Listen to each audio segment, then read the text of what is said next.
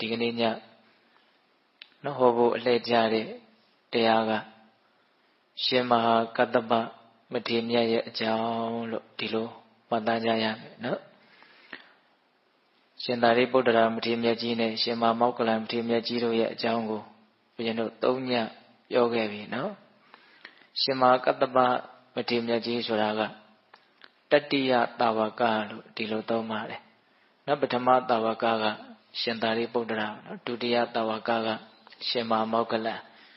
အခုတတိယတာဝကကရှင်မဟာကတ္တပနော်မထေရမြတ်ကြီးရဲ့အကြောင်းဒုတင်အရာမှာဣတရရတော်မူတဲ့အရှင်မြတ်ကြီးပေါ့ဒါကြောင့်ပေတပေါင်းသူတော်ကောင်းတို့ဒီအရှင်မြတ်ကြီးရဲ့အကြောင်းကပြောမယ်ဆိုလို့ရှိရင်3-4ညစာလောက်ပြောစရာရှိတယ်ပေါ့ဒါပေမဲ့လို့အနှစ်ချုပ်ကလေးတွေကိုပြောတာကိုဦးဇင်းတို့စိတ်ဝင်စားတဲ့အတွက်ကြောင့်တညာတည်းနဲ့နော်စုံအောင်ပြောကြည့်မယ်လို့အဲ့လိုအောက်မေ့ထားတယ်နော်ဒါကြောင့်ပေတပေါင်းသူတော်ကောင်းတို့နာယူကြည်ညိုကြည့်ကြရအောင်ဒီတရားဒေသနာတော်ကိုမဟောကြားသေးခင်မနာကြားသေးခင်မှာ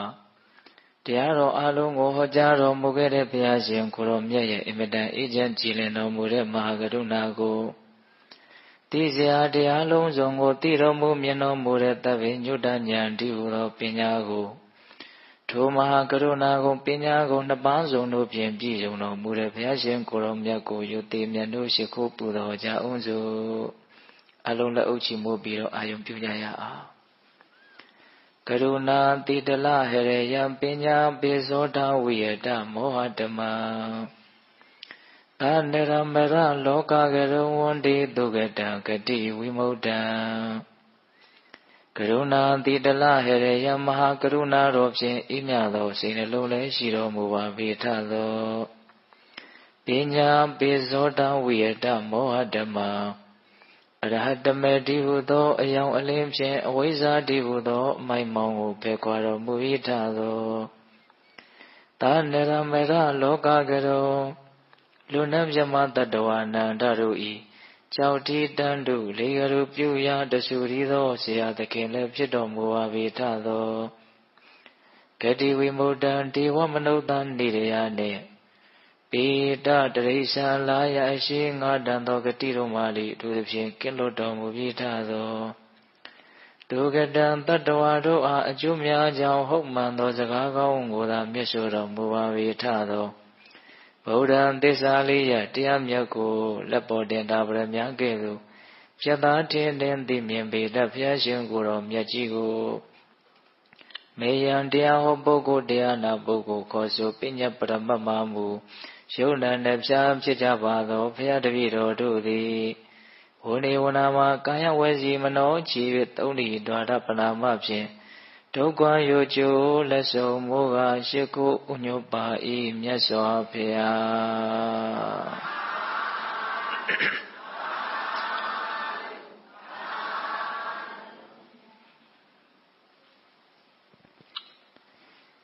ရှင်မဟာကတ္တပမထေရမြတ်ကြီးရဲ့အကြောင်းကိုနာယူကြည်ညိုမှတ်သားကြရအောင်ဗျ။ဝိနုဘယ်ကနေစပြောမလို့ဆိုတော့အရှင်မြတ်ကြီးဒီလိုတတိယတာဝကစုပန်တော်မူတဲ့အနေအထားလေးကနေစပြီးတော့ပြောကြည့်မယ်ပေါ့။လွန်ခဲ့တဲ့ကဘာတသိန်းထက်မှာဘဒုမုတ္တရမြတ်စွာဘုရားဆိုတာပွင့်ခဲ့တယ်တဲ့။နောက်အဂတဝကမထေရမြတ်ကြီးနှစ်ပါးကတော့တသိန်းချေနဲ့ကဘာတသိန်းပါရမီဖြည့်ရမယ်။ခုဒီမဟာတဝကကြီးတွေကတော့ကဘာတသိန်းပါရမီဖြည့်ရမယ်ပေါ့နော်။ဒါကြောင့်လွန်ခဲ့တဲ့ကဘာတသိန်းထက်ကဘဒုမုတ္တရမြတ်စွာဘုရားဆိုတာပွင့်ခဲ့တယ်။အဲ့ဒီဘဒုမုတ္တရမြတ်စွာဘုရားရှင်ကိုရမြတ်ကြီးရဲ့တတိယတဝကမဟာနိသဗမထေရလို့ဒီလိုခေါ်တဲ့အဲ့ဒီတုန်းကဒီရှင်မကတ္တပမထေရမြတ်ကြီးဖြစ်လာမဲ့ပုဂ္ဂိုလ်ကနော်ဝေဒေဟတကြွယ်ဆိုပြီးတော့တတိတယောက်ဖြစ်တယ်။အဲ့ဒါတနေ့သူ့အိမ်ကိုတန်ဃာတွေကိုဘဒုမုတ္တရဘုရားရှင်ကိုရမြတ်ကြီးအမှုပြုတဲ့တန်ဃာတော်တွေကိုအိမ်ပင့်ပြီးတော့ဆွမ်းကပ်တယ်။အဲ့လိုဆွမ်းကပ်တော့ဘုရားရှင်ကိုရမြတ်ကြီးနဲ့တကွတန်ဃာတော်ရှင်များများနောက်ဆွမ်းဖုံပေးဖို့ဆွမ်းပြင်နေကြတဲ့အချိန်မှာအိမ်ရှိမှာမထေရတစ်ပါးဆွမ်းကန်ကြွတယ်။အဲ့ဒီမထေရကမဟာနိသဗမထေရပေါ့ ဘုဒ္ဓဗုဒ္ဓမြတ်စွာဘုရားရှင်ကိုရမေကြီးရဲ့တတိယသာဝကအဲ့ဒါကိုတပိတ်ကိုယူပြီးတော့ရှင်ဘုရားတပည့်တော်အိမ်ထဲကိုကြွပါလို့တထေးကပင့်တယ်ဒါပေမဲ့အဲ့ဒီမထေးကအိမ်ထဲကိုမကြွအောင်ပင့်တာကိုမကြွအောင်ဘာဖြစ်လို့ဆိုသူကဒုတင်စောက်တည်ထားတာနော်ဟင်းလင်းပြင်လွင်တီးခေါင်မှာပဲနေမယ်အဘောဂတိကဒုတင်သစ်ပင်ရိတ်တောင်မဝဲဘူးအိမ်ထဲကိုမပြောနဲ့အဲ့လိုပင့်လို့မရတဲ့အခါကျတော့ဘုဒ္ဓမုဒ္ဒရာမြတ်စွာဘုရားကိုမေးတာအဲ့ဒီတထေးကဒီယဟန်ကအရှင်ဘုရားတို့တည်းများပိုးပြီးတော့ဂုံကျေးဇူးအဖြစ်မျက်နေသေးသလားလို့မေးတာမေးတော့ဘုဒ္ဓမုဒ္ဒရာမြတ်စွာဘုရားကမြတ်စွာဘုရားတည်းမျက်တယ်လို့တော့မဆိုနိုင်ပါဘူးဒါပေမဲ့လို့ဘုရားရှင်ကိုရမြတ်ကြီးကဟုတ်တယ်တဲ့ငါတို့ကတက္ကရီရဲ့အိမ်မှာစွန့်စားဖို့အတွက်ထိုင်ပြီးတော့စောင့်မျှော်နေတာရှိတယ်အဲ့ဒီယဟန်ကအဲ့လိုစောင့်မျှော်နေတာမရှိဘူးတဲ့ငါတို့ကရွာเจ้าကိုအမိပြုပြီးတော့နေတာရှိတယ်သူကတောเจ้าမှာပဲနေတာတို့ကเจ้าနေကန်နေနဲ့နေတာသူကသစ်ပင်ရင်သူမဟုတ်လွင်တီးခေါင်မှာနေတာဒီလိုမြင့်မြတ်တဲ့ဒူတင်အကျင့်တွေကိုကျင့်သုံးနေတာအလွန်ကျိုးကျေးဇူးများပြားတဲ့အကျင့်တွေကိုကျင့်သုံးနေတာလို့အဲ့လိုအမိန့်ရှိတော့အလွန်ကြည်ညိုတယ်အဲ့ဒါနဲ့တူတူပြောရရင်တော့အဲ့ဒီမထေကိုအားကြလို့အဲ့ဒီတထေးကနော်သူလည်းပဲဖရာတဆူဆူရဲ့ဓမ္မမှာဒုတင်အရာမှာဣတတဲ့ရတဲ့မထေမြတ်တစ်ပါးဖြစ်ပြရစီဆိုပြီးတော့အဓိကာရကုသိုလ်ကောင်းမှုတို့ကြီးပြုပြီးတော့ဆုတောင်းအဲ့ဒီမှာဘုဒ္ဓမုဒ္ဒရာမြတ်စွာဘုရားကလည်းသူ့ရဲ့ဆုပြည့်ဝမယ်ဆိုတာကိုသိတော်မူမြင်တော်မူတဲ့အတွက်ကြောင့်သင်ဟာလာမဲ့ကဘာတသိန်းထက်မှာကောရမဗုဒ္ဓမြတ်စွာဘုရားရဲ့တတိယသာဝကဒုတင်အရာမှာဣတတဲ့ရတဲ့ရှင်မဟာကတ္တပဆိုတဲ့နာမည်ဒုနဲ့ထုကဲမြင့်မြတ်တဲ့ပုဂ္ဂိုလ်ဖြစ်လိမ့်မယ်လို့ဗျာဒိတ်စကားမိန့်တာအဲ့ဒီလိုနဲ့ဦးဇင်းတို့နော်ဂျာကာလမှာမဟာဗုဒ္ဓဝင်ထဲမှာတော့အများကြီးထူးခြားတဲ့ဘဝတွေကိုမှတ်တမ်းတင်တာရှိပါတယ်အဲ့ဒါတွေကိုဦးဇင်းတို့အလုံးကြော်ခဲ့ပြီးတော့နောက်ဆုံးဘဝမြတ်စွာဘုရားရဲ့လက်ထက်ယဟန်ပြုတဲ့အနေအထားကိုဆက်ပြီးတော့ပြောကြည့်မယ်ပေါ့နော်အဲ့တော့ဒါကလည်းပဲပိဋကပေါင်းတော်တော်တို့အလုံးကြာဘူးနာဝရှိထားတဲ့အကြောင်းအရာတစ်ခုပိပလိနဲ့မေဘဒ္ဒာဆိုတာအလုံးကြာဘူးပါလေဟုတ်လားအဲ့ဒါပိပလိဆိုတာကဒီရှင်မကတ္တဗကိုရမြတ်ကြီးဖြစ်လာမဲ့ပုဂ္ဂိုလ်ပဲအလွန်ချမ်းသာကြွယ်ဝတဲ့အမျိုးဘုရင်တို့မကရာတိုင်းထဲမှာမဟာတိဋ္ဌပုံနာရွာဆိုတာရှိတယ်အဲ့ဒီမှာသူနော်အကြီးအကဲရဲ့အိမ်မှာလူသွားဖြစ်တာအလွန်ချမ်းသာတယ်နော်တစ်ဖက်10ကန်တွေကိုအလုံး60လောက်ရှိတယ်လို့ပြောတယ်နော်စင်တက်မြင့်တက်ယထာဓာတ်တွေတောင်ရှိတယ်တဲ့နေစားပေစားတမျှပေါ့နော်ဘယင်မဟုတ်တာတမဲပဲပိပိလိလူလင်းဆိုတာလွန်ချမ်းသာတယ်အဲ့ဒါအရွယ်ရောက်လာတဲ့အခါကျတော့အိမ်တော်ပြုတ်ဖို့အတွက်လုံးဝစိတ်ဝင်စားဘာဖြစ်လို့လဲဆိုတော့သူကပြမပြည်ကနေလာတာနော်ပြမပြည်ကနေလာတာအဲ့ဒါသူနဲ့ပါရမီဖြည့်ဘက်ကလည်းပြမပြည်ကနေလာတာဘယ်မှာဖြစ်နေတုံးဆိုတော့ဦးဇင်းတို့မိမကျော်မိမလှတွေအလွန်များတဲ့နော်ဦးဇင်းတို့ခေမာထီတီတို့ဖြစ်ခဲ့တဲ့နေရာဒေသဟုတ်လားဗဒ္ဒတိုင်းတာဂရမြို့နော်အဲ့ဒီမြို့မှာအလွန်ချောတဲ့လှတဲ့အမျိုးသမီးတူသွားပြီးတော့ဖြစ်တာနာမည်ချင်းကတော့ဗဒ္ဒာနောက်တော့ပိပလိအိမ်ကိုရောက်လာတဲ့အခါကျတော့ပိပလိရဲ့အဖေကကပိလဆိုတာအဲ့ဒီမှာကပိလရဲ့ချွေးမပေါ့လေဗဒ္ဒကပိလနီလို့အဲ့လိုနာမည်တွင်သွားတာအဲ့ဒါအမေဖေကဒီပိပလိလို့လေအသက်20ကျော်ရောက်တဲ့အခါကျတော့အိမ်တော်ရသားချဖို့နားချတယ်ဘလို့မှစိတ်ဝင်စားတဲ့အခါကျတော့မိဘတွေလက်လျှော့အောင်ဆိုပြီးတော့အလွန်ချောမောလှပတဲ့နော်ရွှေရုပ်တရုပ်ကိုပရိန်သေးတွေကိုသူခိုင်းတယ်ခိုင်းပြီးတော့ဒီအယုတ်နဲ့တူလောက်အောင်လှတဲ့အမျိုးသမီးကိုရရင်ယူမယ်လို့မဖြစ်နိုင်ဘူးထင်လို့သူကမပြုတ်ကျင်လို့ဒီလိုလုပ်တာအဲ့ဒီရွှေရုပ်ကိုထမ်းပြီးတော့နော်သူ့ရဲ့အချွေအနေကသွားပြီးတော့ရှာတော့စောစောကပြောတဲ့ဗဒ္ဒာကိုသူတို့တွေ့တာတွေ့တဲ့အခါကျတော့သူတို့တောင်းရတဲ့အခါကျတော့အလုံးသဘောတူတယ်အမျိုးနွယ်အဖြစ်စီတဲ့ဥစ္စာအဖြစ်တူမျှတယ်ဆိုပြီးတော့ဒါပေမဲ့လို့အဲ့ဒီပိပလိရောမေဘဒ္ဒာရောအိမ်အောင်ပြုတ်ရမယ်အနေအထားကိုသိတဲ့အခါကျတော့လျှို့ဝှက်တဝန်လွှာပေးကြတယ်တဲ့မင်းငါ့ကိုမယူနဲ့ငါ့ကိုယူလို့ရှိရင်မင်းတစ်ချိန်ရောက်ရင်ဒုက္ခရောက်မယ်ဘာလို့ဆိုတော့ငါကမိဘတွေတည်ပြီဆိုရင်ယဟန်ပြုတ်မှာဒါကြောင့်မင်းငါ့ကိုမယူနဲ့အဲ့ဒီလိုတဝန်လွှာရေးပြီးတော့ပို့တာဟိုဘက်ကအမျိုးသမီးကလည်းအဲ့ဒီတိုင်းတဝန်လွှာရေးပြီးတော့ပို့တာတိုက်ဆိုင်ပေါ့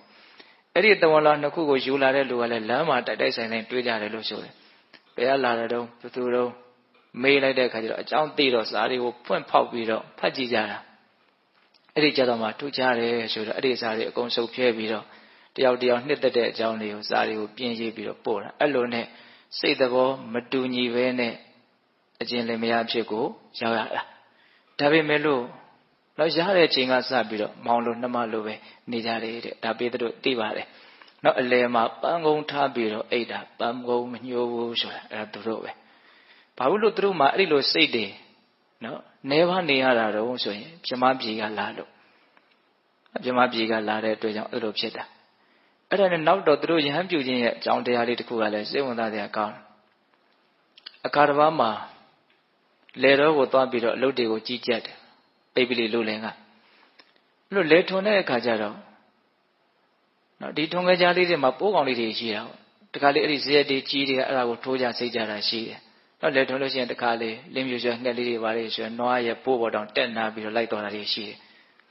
အဲ့ဒါကိုမြင်တဲ့အခါကျတော့ဒီအကုသိုလ်ဟာဘု து ထီကိုဘု து စီကိုရောက်လာမှာတော့နော်အခိုင်းအစီတွေကိုမေးတဲ့အခါကျတော့ဒါအရှင်းရဲ့လေကိုထွန်တာဆိုတော့အရှင်းစီကိုပဲဒီအကုသိုလ်ကရောက်လာမှာဟာတော်တော်ထိတ်လန့်သွားတယ်သူအဲ့ဒါနဲ့မဖြစ်ချေဘူးငါကတော့ဒီရှိသမျှစည်းစိမ်ကိုစွန့်ပြီးတော့ရဟန်းမပြုတ်တော့မယ်ဒီမျိုးစေ့ကငကိုယ်တည်းကလည်းပါပြီးသားပါဒါကအနိကတွန်အားပါနော်အဲ့ဒီနေ့မှာပဲတိုက်ဆိုင်ပရဂဗိလနေကလည်းပဲအိမ်မှာနှမ်းအိုးထဲမှာရှိတယ်နှမ်းတွေကိုနေပူလှမ်းတာအဲ့တော့နှမ်းထဲမှာနှမ်းတွေမှာပိုးကောင်တွေကရှိတယ်အဲ့ဒီပိုးကောင်တွေကငှက်တွေကစားကြတာတွေ့ပြန်တယ်တွေ့တော့ဒါပစုတိကိုရောက်မှာတော့ဒီအာကုသိုလ်ကဒါရှင်မတို့ပစ္စည်းပဲရှင်မတို့ဒီရောက်မှာပေါ့အဲ့တော့သူဘယ်လိုစဉ်းစားတော့ဆိုတော့အဝတ်ပိုင်းစားလေး5-5တောင်လောက်ရှိလို့ရှိရင်ငါခန္ဓာကိုယ်လုံအောင်ဝတ်လို့ရတယ်နော်အစာပြေုံလောက်တော့ဘိုက်ဝယုံလောက်တော့ဘယ်နာသွားစားရတယ်နော်ဒီစည်းစိမ်တွေအတွက်ဘာလို့ငါဒီအကုသိုလ်ကအကုသိုလ်တွေကိုအဖြစ်ခံမလဲအောင်ငါဒီနေ့ပဲဒီရှိတဲ့စည်းစိမ်ကိုစွန့်ပြီးတော့ငါရဟန်းပြုမယ်လို့သူကလည်းအဲ့လိုစဉ်းစားတယ်အဲ့ဒါနဲ့နော်ဘေဘီလီလို့လည်းလေတော့ပြန်လာတဲ့အခါမှာနော်ပါရဂဗိလနေကိုခေါ်ပြီးတော့ရှိသမျှစည်းစိမ်တွေကိုမင်းကိုအနှင်းပါတယ်ငါကတော့ရဟန်းပြုတော့မယ်ကျွန်တော်မျိုးမကလည်းအဲ့ဒါကိုပဲစောင့်နေတာတဲ့ဒါကြောင့်မို့လို့အတူတူပဲရဟန်းပြုကြမယ်ဆိုပြီးတော့တူတူပြောကြပါစို့ရှိသမျှစည်းစိမ်အကုန်လုံးကိုစွန့်ခဲ့ပြီးတော့မြတ်စွာဘုရားကိုရည်မှန်းပြီးတော့ရဟန်းပြုကြတာဟုတ်လားအဲ့လိုရဟန်းပြုပြီးတော့ထွက်သွားကြတော့ဒါသူအတူကရုံတုံးပြီးတော့သင်္ကန်းဝယ်ပြီးတော့နော်ဝတ်သွားကြတာပဲအဲ့ဒါမြတ်စွာဘုရားကိုရည်မှန်းပြီးတော့ဝတ်သွားတာအဲ့ဒီလိုနဲ့ဦးဇင်းတို့တဏှာရောက်တဲ့အခါကျတော့ပိပိလိကဘာစဉ်းစားတော့ဆိုတော့ငါရဲ့နောက်မှာအမျိုးသမီးတယောက်ပါနေတာဒါမသိတော့ဘူးနောက်ရဟန်းဖြစ်သွားပြီဆိုတော့အမျိုးသမီးတယောက်ပါနေတာမသိတော့ဘူးအဲ့ဒါနဲ့လမ်းကလည်းနှစ်ခွရှိနေတာဆိုတော့ gain မင်းကြိုက်တဲ့လမ်းကိုရွေးပါမင်းနဲ့ငါတူသွားလို့မရတော့အဲ့ဒါနဲ့မေဘတာကလက်ဝဲလမ်းကိုရွေးတယ်လက်ရလမ်းကိုပေါင်းပိပိလိကဖြစ်လာတဲ့ရဟန်းကရွေးတယ်ပေါ့အဲ့ဒီအချိန်မှာနောက်တန်တရားလုံးပါရမီဖြည့်လာတဲ့အနေအထားဒါအပိအပိုင်ခွဲခွာခြင်းပဲလို့အဲ့ဒါလိုလဲခွဲခွာပြီးတော့သွားကြရောမြေကြီးဟာအကြီးကျယ်တုံနေတဲ့မြေလှုပ်တယ်အဲ့သူတို့ရဲ့ဂုံအရန်ကြီးတဲ့အတွက်ကြောင့်အဲ့ဒီမြေလှုပ်တာကိုဘယ်သူသိလဲဆိုတော့မြတ်စွာဘုရားသိတယ်အဲ့ဒီအချိန်မှာမြတ်စွာဘုရားကနောက်တဝါပဲဆိုပြီးရတာရှိသေးတယ်ဝိလုံဝံကျောင်းမှာပဲရှိနေသေးတယ်ပိမိတာမင်းကြီးလှူထားတဲ့ဝိလုံဝံကျောင်းမှာပဲရှိသေးတယ်နောက်ဆွေတော်မျိုးတော်ဒီကိုမြတ်စွာဘုရားမကြောက်ရသေးဘူးဘုရားဖြစ်ပြီးကားတာပဲဆင်ញင်လိုက်တဲ့အခါကျတော့ဘာကြောင့်မြေလှုပ်တာတော့ဆိုတော့တတိယတာဝကဖြစ်မဲ့နောက်ပိပိလိလို့လည်းငါ့ကိုရည်မှန်းပြီးတော့ရဟန်းပြုလာတယ်ငါထွက်ပြီးတော့ကြိုမယ်တဲ့အဲမြတ်စွာဘုရားတောင်ထွက်ကြိုပါနော်သူ့ရဲ့ဂုဏ်ကျေးဇူးသူ့ရဲ့နော်မြင့်မြတ်မှုဟာဘလောက်ကြီးမားလဲဆိုတာအဲ့ဒါဘယ်ကနေစောင့်တော့ဆိုတော့နော်ဦးဇင်းတို့ဘဟုဗုဒ္ဓကညောင်မင်းဆိုတာရှိတယ်နာမည်ကြီးပေါ့နော်အဲ့ဒီညောင်မင်းအောက်ကနေပြီးတော့ထိုင်ပြီးတော့စောင့်တော့ဦးဇင်းတို့တာမန်ယဟန်တစ်ပါးအနေထားနဲ့စောင့်တာမဟုတ်ဘုရားရဲ့အသေးနဲ့အတင့်တဲ့သောအနေထားကိုနော်ပြပြီးတော့စောင့်တယ်။ရောင်ကြီးတော်တွေလည်းကွန်မြူပြီးတော့ညောင်ပင်တမင်လုံးဟာရွှေကြီးတွေတုတ်ထားတယ်လို့ဝင်းနေတယ်လို့ဆိုတယ်။အဲ့ဒါအဝေးကမြင်လဲရတော့ဒါငါရှိမှန်းပြီးတော့ပြုတ်ခဲ့တဲ့မြတ်စွာဘုရားဆိုတာဒါပဲလို့သူဆုံးဖြတ်ချက်ချနိုင်တယ်။ဟုတ်လား။အဲ့ဒီမှာအနားလဲရောက်ပြီလဲဆိုရော မြတ်စွာဘုရားကိုရှ िख ိုးဥချရှ िख ိုးဥချတာမှသူကမြင်ချင်းတစ်ခါရှ िख ိုးဥချတယ်တဲ့အဝေးကြီးတွေကစမနီးမဝေးအရာရတဲ့အခါတစ်ခါရှ िख ိုးဥချတယ်အနီးနားရောက်မှတစ်ခါရှ िख ိုးဥချတယ်အဲ့လိုရှ िख ိုးဥချပြီးတော့မြတ်စွာဘုရားဟာတပည့်တော်ရဲ့ဆရာပါတပည့်တော်ဟာမြတ်စွာဘုရားရဲ့တပည့်သားဝကပါဘယ်သူမှဒါဘုရားလို့ပြောရတာမဟုတ်တော့သူသိတာအဲ့လိုလုပ်ပြီးမြတ်စွာဘုရားကိုရှ िख ိုးဥချတော့မြတ်စွာဘုရားကဘာအမိန့်ရှိတုံးဆိုတော့ခြေသားကတ္တပတဲ့သူ့ရဲ့အနွယ်ကကတ္တပမို့လို့နော်ကတ္တပအမျိုးနွယ်မို့လို့ကတ္တပလို့ခေါ်တာတင်လိုပုဂ္ဂိုလ်တူတယောက်ရဲ့အခုလိုရှ िख ိုးဥချအယိုသေးပြုတာကိုနော်ငါဘုရားရှင်ကိုရမြတ်ကြီးမို့လို့ခံတိုက်တာမတိဘဲနဲ့တိတယ်မမြင်ဘဲနဲ့မြင်တယ်လို့ဝါကြွားပြီးတော့ပြောတဲ့ပုဂ္ဂိုလ်မျိုးကိုမြန်တင်ကသွားပြီးတော့ဒီလိုမြန်အယိုသေးပြုမယ်ဆိုရင်အဲ့ဒီပုဂ္ဂိုလ်ရဲ့ဥကောင်းဟာပြတ်ကြလေရာ၏တဲ့ဂုံကြီးလွန်းလို့ဟုတ်လားဒါပေမဲ့မြတ်စွာဘုရားကိုတော့မွေးညင်းပင်လေးတစ်ပင်ကိုတောင်မတုံလှုပ်စေနိုင်ဘူးတဲ့နော်ဒါလည်းတော်တော်စဉ်းစားရကောင်းတယ်နော်ဟိုကအယိုတိပြုတဲ့ပုဂ္ဂိုလ်ကအရန်ကြီးကျယ်မြင့်မြတ်နေတဲ့အခါအယိုတိအပြုခံမဲ့ပုဂ္ဂိုလ်ကနော်သူထင်ထားသလိုမျိုးဖြစ်နေဖို့အရေးကြီးတာပေါ့ဟုတ်လားအဲ့လိုမြတ်စွာဘုရားကအမိန့်ရှိတာအဲ့ဒါနဲ့အဲ့ဒီရှင်မကတ္တပရဟန်းမဖြစ်သေးဘူးယဟန်ပြုပေးတာကလည်းဒီသာသနာမှာအဲ့ဒီပြုတဲ့နည်းနဲ့ပြုတာအဲ့ဒီတပါးပဲရှိတယ်အေဟိဘိက္ခုလည်းမဟုတ်တိမ်ထဲမှာကဝါနဲ့ဖတ်ပြီးတော့ယဟန်ပြုတာလည်းမဟုတ်ဩဝါဒပဋိက္ခဏယဟန်လို့စာရလို့တောင်းတယ်ဩဝါဒ၃ပါးပေးလိုက်တာနဲ့သူယဟန်ဖြစ်သွားတယ်ဒီတပါးပဲရှိတယ်အဲ့တော့ပထမဩဝါဒကဘာလဲဆိုတော့ခြေသားကတ္တပါတဲ့ဒီသာသနာမှာမထေကြီးမထေလက်မထေငယ်ဘယ်လိုယဟန်ကိုပဲတွေ့ဟိရိဥတ္တပကိုရှေ့ရှုပြီးတော့ထင်စေပြီးတော့နေမယ်လို့သင်ကျင့်ပါတဲ့ဟိရိဥတ္တပဆိုတာအရှက်အကြောက်ပေါ့နော်ဘလို့ယဟန်ကိုပဲတွေ့အရှက်အကြောက်အာကြီးစွာနဲ့ချင်းကပ်ပါအောင်ဒါကဘာကိုရည်ရွယ်ပြီးတော့ဒီအဆုံးအဩဝါဒကိုပေးတာလဲဆိုတော့သူကအမျိုးဆက်အလွန်မြတ်တယ်အဲ့ဒီအမျိုးဆက်ကိုအမိပြုပြီးတော့ဖြစ်မဲ့မှန်ကိုတားဆီးတာသူရည်ခြင်းနဲ့သူရှိရနော်နောက်ဒုတိယအဆုံးအဩဝါဒကဘာလဲဆိုတော့ခြေသားကတ္တပတဲ့ဒီသူတော်ကောင်းတရားကုသိုလ်ကောင်းမှုနဲ့ဆက်တဲ့တရားကိုအခက်ခတ်သိငါဟာနာမယ်ကောင်းကောင်းမွန်မွန်နာယူမယ်ရိုးရိုးသေးသေးနာယူမယ်လို့သင်အဲ့ဒါလို့ကျင့်ပါတဲ့တရားဆိုလို့ရှိရင်ဘယ်တရားကိုပဲဖြစ်ဖြစ်ကုသိုလ်နဲ့ဆက်တဲ့ဒီသူတော်ကောင်းတရားကိုပေါ့နော်နာယူမယ်ကောင်းကောင်းနာမယ်ရိုးရိုးသေးသေးနာမယ်အဲ့လိုစိတ်နဲ့သင်နာယူမယ်လို့ကျင့်ပါတယ်ဒါကဘာအတွက်ဒီအဆုံးအဩဝါဒကိုပေးရတာတော့နော်သူကအလွန်ဘဟုတုတကြွယ်ဝတဲ့ပုဂ္ဂိုလ်အဲ့ဒီအကြအမြင်ဘုဒ္ဓတများတာကိုအကြောင်းပြုပြီးတော့ဖြစ်ပေါ်လာမဲ့မာမနာကိုကာကွယ်တားဆီးတာဟုတ်လားအဆုံးမဩဝါဒနှစ်ချက်ရှိတယ်နော်နောက်တတိယအဆုံးမဩဝါဒကဘာလဲဆိုတော့ဒုက္ခဝေဒနာနဲ့ဆက်ရှက်နေတဲ့ကာယကတတတိကိုအမြဲတမ်းမကင်းမကွာငါကျင့်သုံးမယ်ဆိုတဲ့စိတ်နဲ့နေပါတဲ့ကာယကတတတိရဲ့အကြောင်းကိုဦးဇင်းတို့အများကြီးပြောဖို့ပါတယ်မိမိရဲ့ဒီရုပ်ပိုင်းဆိုင်ရာနော်ယူဘက်ခန္ဓာကြီးတိဆောက်ထားတဲ့အနေအထားမှန်တွေကိုမှန်မှန်ကန်ကန်တတိနဲ့စဉ်းစားဆင်ခြင်ပြီးတော့နေတာကိုကာယကတတတိလို့ပြောတယ်။ဝင်သက်ထွက်သက်ဝင်နေတာထွက်နေတာရှိတယ်။ဒါလေးကိုလွတ်လွတ်လပ်လပ်အစွဲလန်းကင်းကင်းနဲ့ဒီလေဝင်နေထွက်နေတာကိုတယောက်ယောက်ကတယောက်ကိုကြည့်သလိုမျိုးကြည့်ပြီးတော့သတိထားနေမယ်ဆိုရင်ခံစားချက်တစ်မျိုးရှိတယ်။ဒီဝင်လေထွက်လေဝင်နေထွက်နေတာကိုသတိထားအဲ့ဒါကာယကတ္တသတိပဲအဲ့ဒီကာယကတ္တသတိမှာဒုက္ခရှိတယ်ဟုတ်လားပြီးတော့ဦးဇင်းတို့စာပေမွေးခြင်းခြေတိလက်တိသွားအည်အစရှိတဲ့32မျိုးသောမတင့်တယ်သောမတန်ရှင်းသောမစင်ကြယ်သောအရာတို့ဖြင့်တိဆောက်ထားတဲ့အနေအထားမှန်ကိုစဉ်းစားဆင်ခြင်ခြင်းဒါလည်းပဲကာယကတ္တသတိပဲအဲ့ဒီကာယကတ္တသတိကိုစဉ်းစားဆင်ခြင်ခြင်းမှာနော်အစွဲဥပါဒံအလွန်အားနည်းစေတဲ့အတွက်ကြောင့်စိတ်ဟာချမ်းသာမှုရှိတယ်ဒါကြောင့်ဒုက္ခဝေဒနာနဲ့နော်ဆက်နေတဲ့ဒီကာယကတ္တသတိနဲ့အမြဲတမ်းငါနေမယ်ကာယကတ္တသတိကိုဘယ်တော့မှမစွန့်ဘူးလို့အဲ့ဒီလိုကျင့်ပါတဲ့။နောက်ကာယကတ္တသတိကိုမြတ်စွာဘုရားကနော်အမတန်တေဘိခဝေပရိပုံစံတိရေကာယကတ္တသတိပရိပုံစံတိလို့အဲ့လိုတောင်းဟောတယ်။အဓိပ္ပာယ်ကဘာပြောတော့ကာယကတ္တသတိကိုပွားများသောအဖြစ်သုံးဆောင်နိုင်ကြသောပုဂ္ဂိုလ်တို့သည်အမတလို့ဆိုတဲ့နိဗ္ဗာန်ကိုသုံးဆောင်နေတာနဲ့အတူတူပဲတဲ့။ဟုတ်လား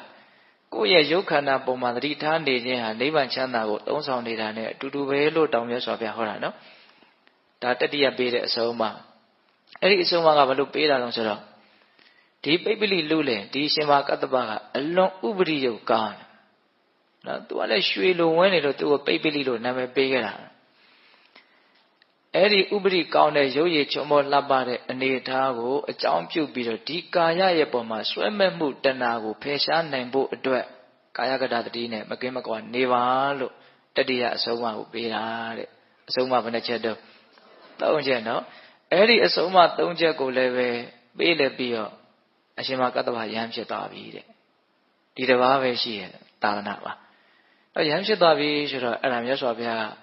နောက်တစ်ပါးကနေခေါ်ပြီးတော့ကြွသွားတယ်အဲ့ဒါရွှေလီကြီးရဲ့နောက်ကနေရွှေလီငယ်လေးလိုက်သွားတယ်လို့ပဲတဲ့မြတ်စွာဘုရားက32ပါးသောလက္ခဏာတော်ကြီးငယ်တို့ဖြင့်တင့်တယ်တဲ့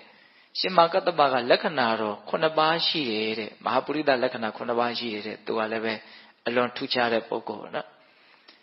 အဲ့လိုဦးဇင်းတို့ကြွသွားရင်ဒါတောလန်ခီးကိုသွားနေတာတပင်အောက်ရောက်တဲ့အခါကျတော့ထိုင်လို့တဲ့အချင်းညာကိုပြတယ်တဲ့မြတ်စွာဘုရားကအဲ့တော့ရှင်မကတ္တဗကသူ့မှာပါတဲ့နှစ်ထပ်သင်္ကန်းကြီးကိုခောက်ပြီးတော့ခင်းပေးတယ်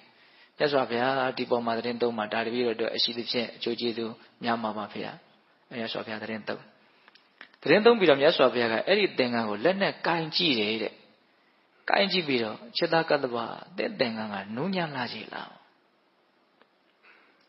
အဲ့လိုမင်းရှိတဲ့အခါကျတော့အော်မြတ်စွာဘုရားကဒီသင်္ကန်းကိုအလိုရှိတော်မူတယ်နဲ့တူတယ်။အဲ့လိုဆိုမြတ်စွာဘုရားတပည့်တော်ဒီသင်္ကန်းကိုမြတ်စွာဘုရားကိုလှူပါတယ်ဗျာမြတ်စွာဘုရားသုံးဆောင်တော်မူပါအဲ့တော့မြတ်စွာဘုရားကအလှမခံဘူးလို့မရှိဘူးနော်ဘာမင်းရှိတော့ဆိုတော့จิตသားကအဲ့လိုဆိုရင်ဘာဝတ်မလဲတဲ့တပည့်တော်ကမြတ်စွာဘုရားရဲ့သင်္ကန်းကြီးကိုရခြင်းရလို့ရှိရင်တပည့်တော်အဲ့ဒီသင်္ကန်းကြီးကိုဝတ်ပါမယ်တဲ့အဲ့တော့မြတ်စွာဘုရားကသင်္ကန်းချင်းလဲလို့တဲ့အတွက်ကြောင့်အဲ့ဒါလိုသင်္ကန်းကိုချီးမွမ်းတာအလကားချီးမွမ်းတာမဟုတ်သင်္ကန်းချင်းလဲမှာအဲ့ဒါဒီတစ်ပါးပဲရှိတယ်ဘယ်ဘုရားမှအဲ့လိုလုပ်ဖူးတာလည်းမရှိဘူးတဲ့ဟုတ်လားဘာလို့သင်္ကန်းချင်းလဲကျင်တာတော့မြတ်စွာဘုရားရဲ့ကိုယ်စားချီးမြှောက်ခြင်းလို့မြတ်စွာဘုရားနဲ့ထပ်တူထားခြင်းလို့နော်ရှင်သာရိပုတ္တရာရှင်မောဂလန်ကိုတော့အဲ့လိုမထားဘူးဘာလို့ထပ်တူထားခြင်းတာတော့မြတ်စွာဘုရားနဲ့ထပ်တူထားဖို့အတွက်ရှင်သာရိပုတ္တရာရှင်မောဂလန်ဉာဏ်အကြီးဆုံးတကူအကြီးဆုံးမထေရမြတ်ကြီးတွေရှိတယ်ရှိလာလိမ့်မယ်ဘာလို့မထားတာတော့မြတ်စွာဘုရားစဉ်းစားတယ်တဲ့သာရိပုတ္တရာတို့မောဂလန်တို့ကငါအရှင်ပြိဋိဘံစံကြမှာခုဒီရှင်မကတ္တပကအသက်120ရှိမှာငါနောက်မှပြိဋိဘံစံမှာအဲ့လိုဆိုလို့ရှိရင်ငါပြိဋိဘံစံပြီးတဲ့နောက်မှာဒီအဆုံးမှဓမ္မဝိနည်းသာသနာကိုသူဟာဆက်ပြီးတော့မတိမ်ကိုမပျောက်ပြက်အောင်စောင့်ရှောက်လိုက်မယ်သံဃာယနာတင်လိုက်မယ်အဲ့ဒီလောက်ထိသာသနာရဲ့ကောင်းကျိုးကိုအထွတ်အထိပ်ဆောင်ရွက်မဲ့ပုဂ္ဂိုလ်ဖြစ်တယ်အဲ့ဒါသူ့ကိုကြံတဲ့ယဟန်တွေကအထင်မသေးစေဖို့အတွက်မြတ်စွာဘုရားကတော့သူ့ရဲ့ကိုယ်စားထားပြီးတော့သင်္ကန်းချင်းလဲပြီးတော့ကိုင်းခဲ့တာဆိုယဟန်တွေရဲ့သူ့ရဲ့အပေါ်မှာလေးစားမှုနော်ဒီအရှိန်အဝါကိုရကြင်လို့မြတ်စွာဘုရားသင်္ကန်းချင်းလဲတာဒါကြောင့်သင်္ကန်းကိုသုံးတတ်တာအလကားသုံးတတ်တာမဟုတ်ဘူးတကယ်အလိုရှိလို့သုံးတတ်တာဘာလို့လဲလဲကြင်လို့အလိုရှိတာအဲ့ဒါသင်္ကန်းချင်းလဲတာအဲ့သင်္ကန်းချင်းလဲလိုက်ရောမြေကြီးလဲတုံမြန်နေတဲ့ဒီရှင်မကတ္တပနဲ့ပတ်သက်ပြီးတော့မြေကြီးကတော့ခဏခဏလှုပ်နေတာကိုတွေ့ရတယ်သူ့ရဲ့အထင်ကရဂုံတွေကအလွန်ကြီးမားတာဟုတ်လားအဲ့လိုနဲ့ရှင်မကတ္တပကိုတော်မြတ်ကြီးဟာယဟန်ဖြစ်ပြီးတော့သူအဓိကကျင့်ကြံကြုတ်ကိုအထုတ်တာကဘာလဲဆိုတော့ဒုတင်73မှပဲအလွန်အလိုနေတယ်အလွန်ရောင်ရဲတယ်စိတ်ညင်ရမှာပဲနေတယ်ဟုတ်လားအပေါင်းအဖော်နဲ့မွေးလျော်တယ်ဆိုတာမရှိသလောက်ပဲအလွန်လဲလုံလဝရိယကြီးတယ်9ရက်မြပုထုဇဉ်ဘဝနဲ့နေပြီးတော့ယဟန်ဖြစ်ပြီးတဲ့နောက်နော်9ရက်ပဲပုထုဇဉ်ဘဝနဲ့နေပြီးတော့ယဟနာဖြစ်တယ်ငါမြတ်စွာဘုရားသင်္ကန်းကြီးကိုရထားတာပဲလို့အဲ့လိုမှန်ဝင်တဲ့သဘောလည်းမရှိဘူးအဲ့ဒါကျင့်ကြံကြိုးကိုအထုတ်ပြီးတော့ယဟနာဖြစ်တယ်တဲ့ဒါရှင်မကတ္တဗယဟနာဖြစ်သွားတဲ့အကြောင်းအဲ့ဒီမှာရှင်မကတ္တဗနဲ့ပတ်သက်ပြီးတော့ဦးဇင်းတို့ပြောစရာတွေကအရင်များတယ်အစက2ရက်ခွဲပြီးတော့ဦးဇင်းကပြောမလို့ဒါပေမဲ့လို့ရှင်အနန္ဒာအကြောင်းကလည်း2ရက်ခွဲပြီးတော့ပြောရမှာအဲ့တော့ဒီမှာရက်က6ရက်ဆိုတော့တူတူတန်တန်ဖြစ်နေမှာဆိုတော့ရှင်မကတ္တဗအကြောင်းကိုတရက်ထဲနဲ့ပြီးပြအောင်ပြောမယ်ဆိုပြီးတော့အဲ့ဒါဒီနေ့တရားတော့နည်းနည်းတော့ရှည်ရင်ရှည်လိမ့်မယ်နော်အဲ့တော့ရှင်မကတ္တဗရဲ့ထူးခြားတဲ့အကြောင်းအရာကဘာလဲဆိုတော့အဲ့ဒီဒူတင်ဆောင်ပြီးတော့အလိုနေတဲ့ရောင်ရဲတဲ့ကိစ္စချိုးကြံချွေတာခေါင်းမာတဲ့ဂုံပေါ့နော် ရှင်မကတ္တဗရဲ့ကုတ်နောက်ဦးဇင်းတို့ထူးခြားတာတစ်ခုကဆင်းရဲသားတွေကိုအလွန်မှတနာကျင်နာတော်မူတယ်နော်အဲ့ဒီကိစ္စကလည်းပဲဒီသာသနာမှာအလွန်ထင်ရှားတယ်ဆုံးခံပြီဆိုရင်တထေးတရွတွေအိမ်မသွားဘူးတဲ့နော်အရန်ဆင်းရဲတဲ့အိမ်တွေကိုသူချီးမြှောက်ခြင်းဦးဇင်းတို့និရောဓသမပတ်ဝင်ပြီးကာလကိုလောင်းရလှူရမယ်ပေးရကမ်းရမယ်ဆိုလို့ရှိရင်အဲ့ဒီပုဂ္ဂိုလ်ကချက်ချင်းအကျိုးကျေးဇူးကိုရနိုင်တယ်ဒါကြောင့်ဘိသတို့ကြားဥပါတယ်လေတော်ထဲမှာပေါက်ပေါက်ပွင့်လွန်နေတဲ့လေဆောင်အမျိုးသမီးလေးတွေတွားပြီးတော့အလှခံတာပေါက်ပေါက်ပွင့်အလှခံတာပေါက်ပေါက်ပွင့်လဲလှူပြီးတော့အဲ့ဒီမျိုးသမီးလေးကမွေးကြိုက်လို့ဆုံးတာလေပြီးတော့တာဝရိန္ဒနတ်ပြည်ရောက်တယ်လာဇာနတ်သမီးဆိုတော့ကျေးဇူးတင်လွန်းလို့ဒီအရှင်မြတ်ကြီးရဲ့ကျေးဇူးကြောင့်ငါဒီလိုဖြစ်ရတာဆိုပြီးတော့အရှင်မြတ်ကြီးရဲ့ကြောင်းသင်္ကန်းကိုလာပြီးတော့ရေတွေထဲတယ်ဒီမျက်စိလေးတွေမနဲ့မလဲငယ်မကျူလို့ထားမှမသိဘူးဒီကြောင်းလုံးတန့်ရှင်းတယ်နောက်တော့ရှင်မြတ်ကြီးကတိတဲ့အခါကျတော့နတ်သမီးကိုနောက်တာမျိုးလာမလုပ်လဲနဲ့နှင်ထုတ်တယ်အရှင်ဗျာတဲ့ရှင်ဗျာရဲ့ကျေးဇူးကြောင့်တပည့်တော်ဒီလိုဖြစ်ရတာဒါကြောင့်ကုသိုလ်ကောင်းမှုတွေကိုမြတ်နိုးသောအဖြစ်ဒီတော့ဆက်ပြီးတော့လုပ်ပြရစီငါလက်မခံနိုင်ဘူးတဲ့နောက်ကာလမှာစမ်းကြယ်တဲ့ရက်တောင်ကိုကိုင်းပြီးတော့တရားဟောကြတဲ့ဓမ္မကတိကတွေကရှင်မဟာကတ္တပကြီးဟာနတ်သမီးတယောက်ရဲ့နော်ဝေယဝဆလှုပ်တာကိုခံယူသွားတယ်လို့ငါတရားတဲ့ထည့်ပြီးတော့ဟောမခံနိုင်ဘူးတဲ့အဲ့လိုတောင်ပြောတာနော်ဟုတ်လားအဲ့ဒီမှာအဲ့ဒီနတ်သမီးကရှင်ဗျာတပည့်တော်မသွားပြရစီနဲ့လှုပ်ပြရစီဆိုတော့အရှင်မြတ်ကြီးကလက်ဖြောက်တီးတယ်သင်ဟာတင့်ရဲ့ပမာဏကိုမသိတဲ့လူပဲအဲ့လိုတရားနာရှင်မြတ်တွေလက်ဖြောက်တီးလိုက်တယ်ဆိုရင်ဘယ်နဲ့မှအဲ့ဒီနာမှာနေလို့မရဘူးဟုတ်လားအလွင့်သွားတယ်ကောင်းတယ်မှာငိုတယ်တဲ့အဲ့ဒီနတ်သမီးကအဲ့ဒီနတ်သမီးငိုတဲ့တန်ကိုမြတ်စွာဘုရားကြားလို့ဘာလို့ငိုတာတော့ကောင်းမှုမလုပ်ရလို့နော်ကောင်းမှုမလုပ်ရလို့ငိုတယ်ဆိုတာအဲ့ဒီတည်းမှာပဲကြားဦးတယ်ဟုတ်လားကောင်းမှုမလုပ်ရလို့ပါဘုရားဆိုတော့အေးစောင့်စည်းဖို့ရာကငါသားယဟန်တော်တွေရဲ့တာဝန်ပဲကောင်းမှုပြုဖို့ရာကကောင်းမှုကိုမြတ်လို့ကြတဲ့ပုဂ္ဂိုလ်တွေရဲ့တာဝန်ပဲဆိုပြီးတော့ပုံညင်စီပုရိသောကိရာနဲ့ပုဏ္ဏပုဏ္ဏတမိသန္တကိဒထဒုက္ခပုံညတဥစ္စေရောအဲ့ဒီဂါထာလေးဟောတာကောင်းမှုပြုမယ်ဆိုရင်ထက်ခါပြုဖို့အတွက်စိတ်ဝင်စားရမယ်ကောင်းမှုကိုထက်ခါပြုလို့ကောင်းမှုတွေကအစုအပုံကြီးလို့ဖြစ်လာပြီဆိုရင်ဒုက္ခပုံညတဥစ္စေရောကောင်းမှုအစုအပုံရှိတဲ့ပုဂ္ဂိုလ်ကအဲ့ဒါချမ်းသာတော့တာပဲလို့အဲ့လိုဟောတာအဲ့ဒီဂါထာလဲနာပြီးအဲ့ဒီနတ်သမီးသောတာပန်ဖြစ်တယ်ဒါရှင်မကတ္တဗကိုရမြတ်ကြီးရဲ့ကျေးဇူးပေါ့နောက်ပိဋကကြားဘူးတာပိဋကတို့ကြားဘူးတာတခုရှိအောင်မယ်နောက်တရားမင်းနဲ့သူဇာနမိဘုရားတို့ဆင်းရဲသားဟန်ဆောင်ပြီးတော့ရှင်မကတ္တဗကိုဆွမ်းလာလောင်းကြတာကြားဘူးတယ်မဟုတ်လားနော်ရှင်မကတ္တဗကထူးခြားစမ်းကြယ်တာတွေအများကြီးရှိတယ်တခါဆိုလို့ရှိရင်ကုဋ္ဌနုနာယောဂဆွဲကပ်နေတဲ့တခါကြီးတယောက်ကဆွမ်းလောင်းတာအဲ့ဒါလက်ကလေးကအနာပေါက်ပြီးတော့ပြက်လို့ပြက်ချင်လေးဖြစ်နေတာဆွမ်းလောင်းရင်းနဲ့အဲ့ဒီလက်ကလေးကတိုက်ဆိုင်နေတပိတ်ထဲပြက်ပြီးတော့ကြားရစ်တယ်တဲ့ကဲနော်နုနာယောဂဆွဲနေတဲ့လက်ကသွေးတွေပြည်တွေနဲ့ပြက်ကြားရစ်တယ်တဲ့တပိတ်ထဲကိုအဲ့ဒါကိုအရှင်မြတ်ကအဲ့ဒီလူမြင်းနေတုန်းမှာပဲအဲ့ဒီလက်ပြက်ကလေးကိုဖဲပြီးတော့ဆွမ်းစားသွားတယ်တဲ့သူ့ကိုလည်းပဲပီတိဖြစ်စေခြင်းတယ်ဒါကယဟနာရှင်မြတ်တွေမှသာလည်းဖြစ်နိုင်တာပေါ့နော်တာတိကုံတော့လက်ပြက်နဲ့ဆွန်းတဲ့ကိုအတူတူထားနိုင်တာလက်ပြက်ကိုတော့မစားဘူးပေါ့ဒါပေမဲ့ဖဲပြီးတော့စားရွံ့ရှာတယ်ဆိုတာမရှိဘူးဟုတ်လားဒါကြောင့်မို့လို့တရားမင်းနဲ့သူစားတို့ကလာပြီးတော့ဆွန်းလောင်းကြတာ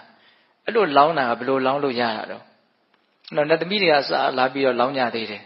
နတ်သမီးပုံစံနေနဲ့နော်တောက်ပြောင်နေနဲ့ဆိုတော့ဘယ်ဟိုကဆွန်းကိုလက်မခံတင်းတို့မှာကောင်းမှုတွေပြည့်စုံနေတာနော်ဆင်းရဲသားတွေကိုပဲငါသွားမယ်ဆိုနောက်တော့တရားမင်းကအဲ့ဒီနတ်သမီးတွေဆွန်းလောင်းလို့မရခဲ့ဘူးဆိုတာသိတော့ဘလို့အမိန့်ရှိတော့မထေရမြတ်ကြီးကဆင်းရဲတဲ့လူတွေလောင်းလို့တာဟိုမှာခံယူမယ်လို့ပြောတယ်အေးအဲ့လိုဆိုရင်ဟုတ်ပြီဆိုပြီးတော့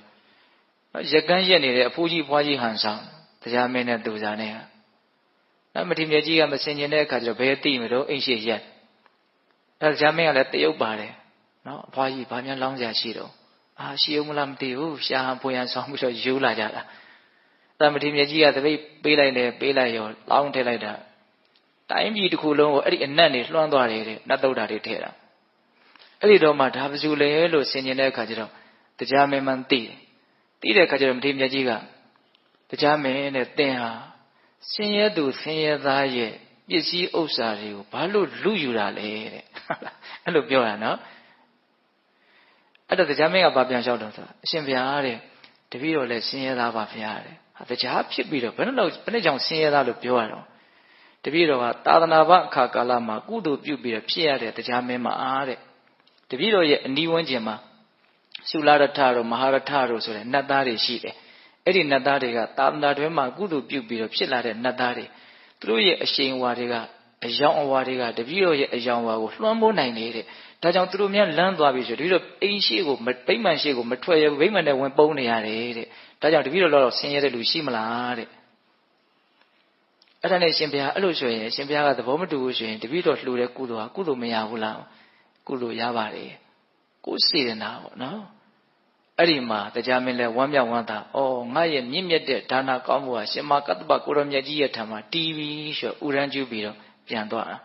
အဲ့ဒီတက်ကလည်းသူ့ရဲ့အယောင်အဝါတွေကပို့ပြီးတော့ထွက်လာတယ်ပေါ့ဒါရှင်မကတ္တပကိုရောမြတ်ကြီးရဲ့နော်ရှင်ရသားတွေရဲ့အပေါ်မှာအလွန်တရာမှ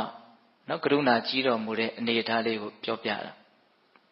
ဆက်ပြီးတော့ဦးဇင်းတို့ပြောချင်တာကနိဒာနဝကတန်ယုတ်ပါဠိတော်ထဲမှာကတ္တပတန်ယုတ်ဆိုပြီးတော့ရှင်မကတ္တပကိုရောမြတ်ကြီးကိုမြတ်စွာဘုရားဟောခဲ့တဲ့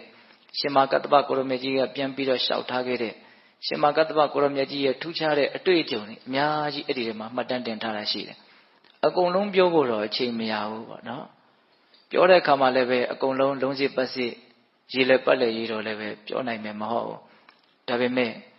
ဘယ်လိုစိတ်ထားရှိတယ်နော်ဘာကိုရည်ရွယ်ပြီးတော့ပြောနေတယ်ဆိုတာလေးကိုတော့ပုံပေါ်အောင်ဦးဇင်းကပြောကြည့်ခြင်းတယ်